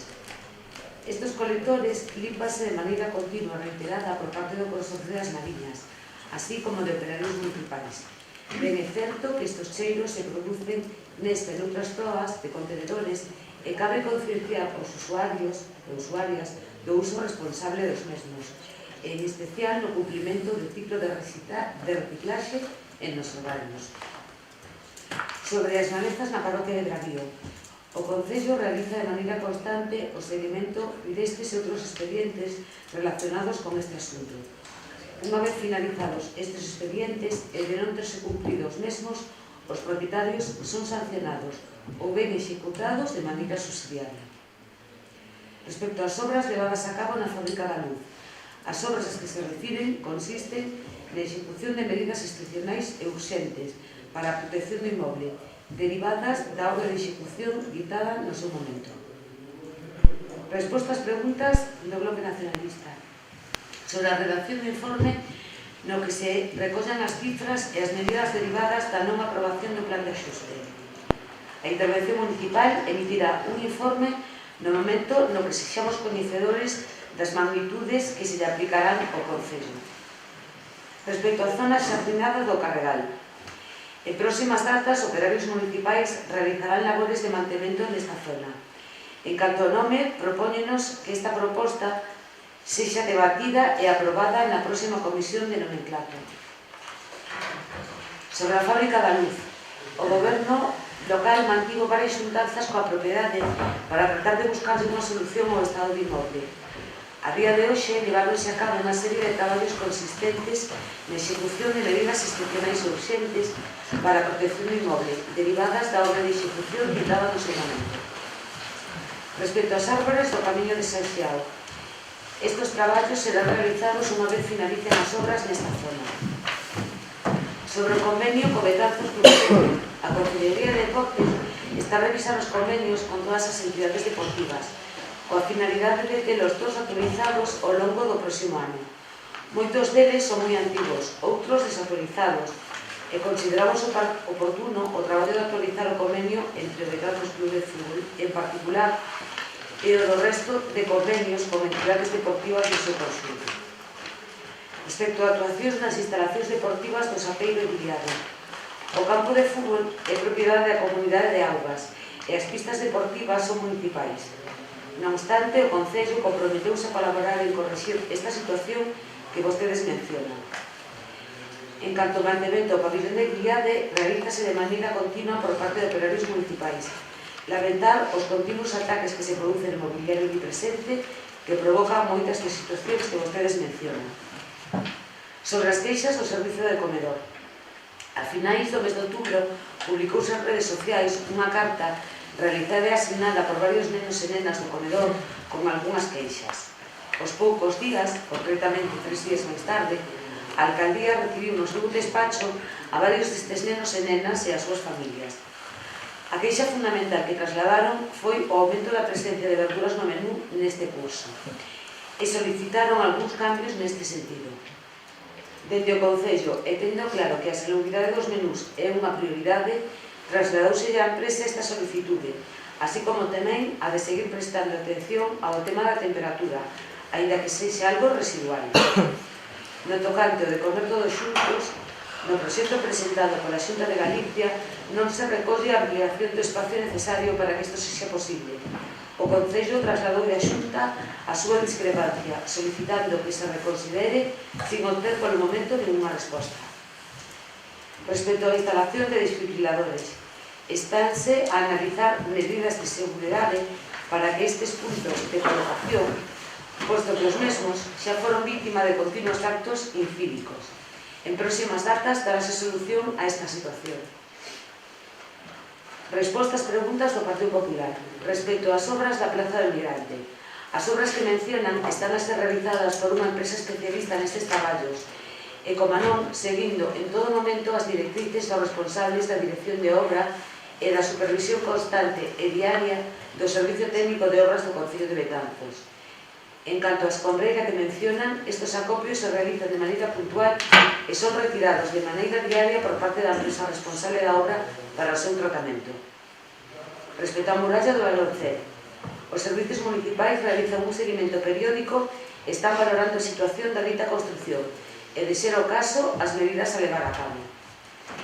Sobre o servicio de comedor, no comedor de Vales Villamarín houbo 436 actas en prazo e outras 55 fora de prazo.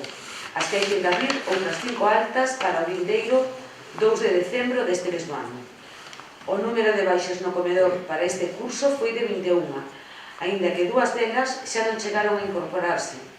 O motivo principal que nos achega é que a situación das familias varía dende o momento que fan a solicitude e xa non necesitaríamos servicio. Respecto ao mantemento dos semáforos, o único semáforo que se atopa nesta situación é o situado no cruce da Ponte Vella, debido a un accidente por parte dun camión de transportes. Este foi reparado de maneira puntual por parte do Servicio Eléctrico Municipal. En próximas datas serán repostas as pezas necesarias para que recupere o seu estado original. Sobre o local social de Piadera, o mantemento deste local e no resto do termo municipal de Betanzos é constante. Neste caso que menciona, estas goteiras foron parcialmente bañadas unha vez que pasaron as choivas das últimas semanas. Respecto á seguridade viaria na condomiña, estúdanse posibles medidas para mellorar a seguridade viaria nesta zona. Nada máis. Moitas grazas. Damos paso aos grupos de preguntas deste pleno. Concelleiro non así. Gracias, señora alcaldesa. Bueno, procedo a dar lectura dos rogos que os veciños de Betanzos nos trasladaron neste mes pasado. En primeiro lugar, nas últimas semanas son numerosas as queixas pola falta de limpeza en diferentes zonas de Betanzos.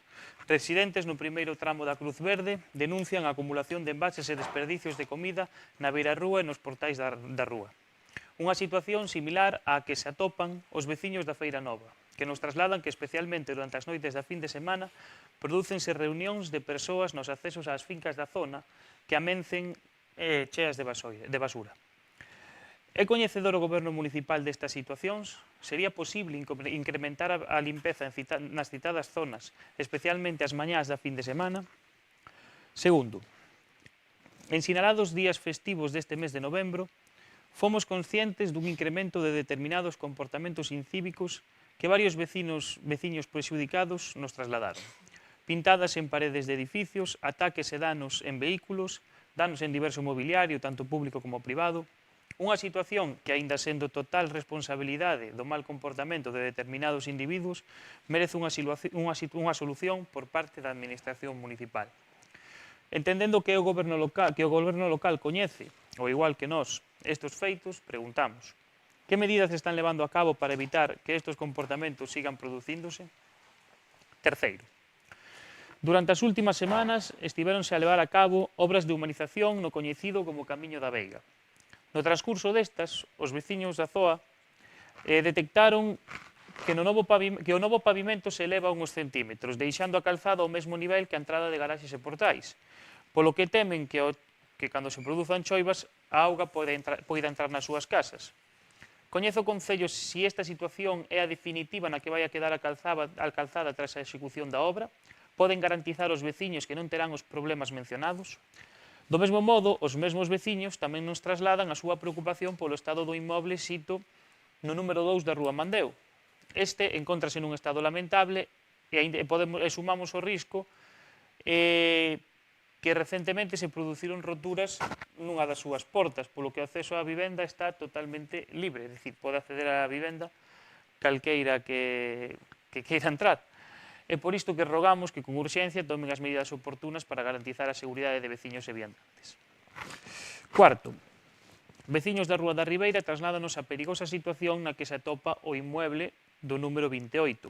Según nos comentan, é habitual encontrar cristais na beirarrúa diante de dito edificio, o que lles obriga a ter que baixar a calzada para poder pasar. Teñen coñecemento da situación na que se atopa o edificio número 28 da calle da Ribeira? Que pode facer o Concello ante esta situación? Quinto, locais e veciños da Cañota trasládanos as súas queixas polo mal estado de limpeza dos soportais de dita rúa, tanto no seu interior como na parte exterior. Tendo en conta que se trata dunha zona de gran afluencia de xente, sobre todo na fin de semana, rogamos ao Concello que se leva a cabo periódicamente un plan de limpeza e mantemento de ditos soportais. Ademais, tamén nos trasladan sendas queixas, e isto é moi recente, pola celebración de, imos a decir, reunións informais nos soportais da Praza de Doña Águeda. Os individuos que ali se congregan, especialmente polas tardes, ensucian e incluso realizan en plena vía pública as súas necesidades. Algo inadmisible se temos en conta que neses mesmos soportais se atopa unha academia de baile que acoden nenos e nenas de varias idades. Ante isto, rogamos ao goberno local que actúe con urxencia para evitar este tipo de comportamentos inapropiados na zona. Nada máis e moitas gracias. Boas noites a todos. Moitas grazas. Voceiro nacionalista ten a palabra. Moitas grazas, señora alcaldesa. O pasado mes de setembro, o Concello deu inicio á roza de diversas parcelas situadas nas hortas da Cañota. O procedemento executado subsidiariamente ten sacado á luz varias verteduras contaminantes nese entorno, sen que, polo momento, o Concello fixese nada ao respecto para eliminalos. Por unha banda, o edificio do vello secadeiro de lúpulo que había no entorno e que ardeu parcialmente hai uns veráns, atópase coa cuberta de fibrocemento escachada a causa das lapas e ciscada pola contorna, liberando amianto á zona. Por outra banda, quedou á vista unha fuga da rede de saneamento que leva varios anos dándose e que agora é evidente a consecuencia do regueiro de desperdicios e papel hixiénico, que se agrava os días de fortes choivas, ao tomar maior caudal coas augas pluviais. Ambos os problemas, ao limparse parcialmente a zona, son máis evidentes do que eran antes. Ten pensado o goberno local concluir os traballos de roza nas hortas da Cañota, onde quedan aínda numerosos predios con broza de anos, resultando fonte de problemas de salubridade e de seguridade? En que prazos? Ten pensado agora exixir aos propietarios do secadeiro o cumprimento das obrigas de limpeza e mantemento do previo, toda vez que, cando ardeu, manifestaban na prensa que se negaban a facelo. Requeriralles a retirada dos anacos da cuberta de fibrocemento con amianto? En que prazos? Ten iniciado algunha orde de execución ao respecto destes asuntos? É consciente o goberno local da vertedura da rede de saneamento neste entorno? Que medidas proxecta para tallar e en que prazos? A canto ascenden as indemnizacións afrontadas pola Facenda local nos últimos 2 anos por danos ocasionados por verquidos desde a rede municipal de saneamento? Segunda, en xullo de 2023, o PSOE e o BNG de Betanzos asinaban un acordo de investidura que recollía, entre outros puntos, a sustitución de convenios por liñas de concorrencia competitiva que se convocarán todos os anos. PSOE e BNG estiveron a traballar nesa sustitución do modelo de subvencións nominativas por outras de concorrencia competitiva, un traballo que rematou hai meses e que non se materializou aínda, pois só se convocaron as subvencións a entidades deportivas e fican pendentes de convocatoria as subvencións a entidades culturais, asociacións de veciños e outras. Por que motivo o Goberno local non convocou as subvencións pendentes de convocatoria para o ano 2024 cando ten pensado convocar estas liñas de axudas? É consciente o Goberno local do escaso tempo que queda antes de que remate o ano para xustificar as mencionadas axudas? 3. A veciñanza da zona de Santa María amosou o seu malestar polas obras que se están a realizar por toda a zona. Tras moitos anos sen obras, están a vivir as incomodidades das reformas do mercado municipal, dos parques do Casco Vello e da reforma da Igrexa do Azougue. A estas incomodidades únese o descoñecemento sobre o que se está a facer exactamente na Igrexa. Realizouse un grande burato a carón da entrada lateral do que se sacou unha gran cantidade de terra e cantería.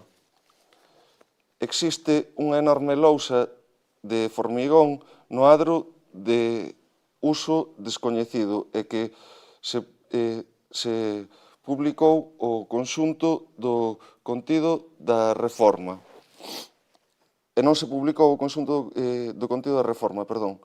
Pode o Goberno local achegarlle unha copia do proxecto de obra das reformas que a Xunta está a acometer na Igrexa de Santa María do Azougue? Pode, asemade, explicarlle á veciñanza o contido deste proxecto? 4. Os veciños e veciñas da rúa Úrsula Meléndez de Teixeda e da súa prolongación expresáronnos as súas inquedanzas polo estado da súa rúa. Hai un tempo procedeuse ao asfaltado dunha parte da rúa, mentres que no resto se botou zaorra. Por outro lado, existe un problema de aparcadoiro evidente en toda esa área, en que os vehículos aparcan sobre a beirarrúa, o que provoca o seu grave deterioro, e onde reina o caos ante a carencia de prazas delimitadas. Pode o Goberno local solucionar esta problemática rematando o asfaltado da rúa e delimitando as prazas de aparcadoiro? Pode, así mesmo, reparar a beirarrúa deteriorada desta rúa? 5.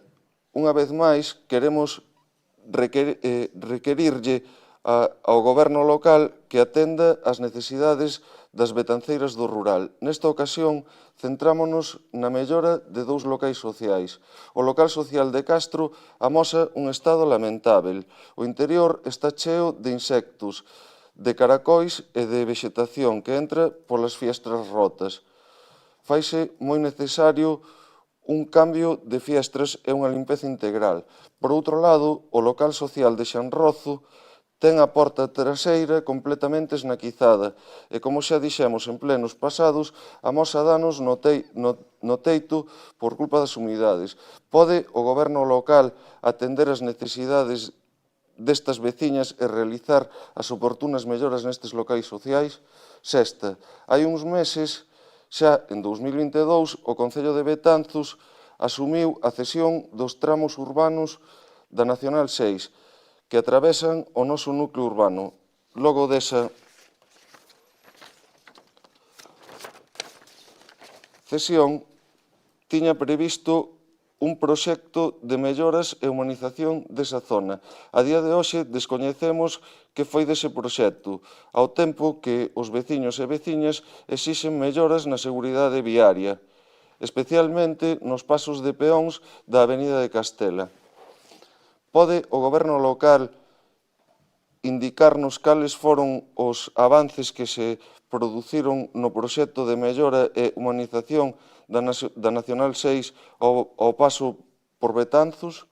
Pode o Goberno local mellorar a visibilidade dos pasos de peóns da Avenida de Castela e doutros que xa temos indicado en plenos anteriores para mellorar a súa seguridade para os peóns?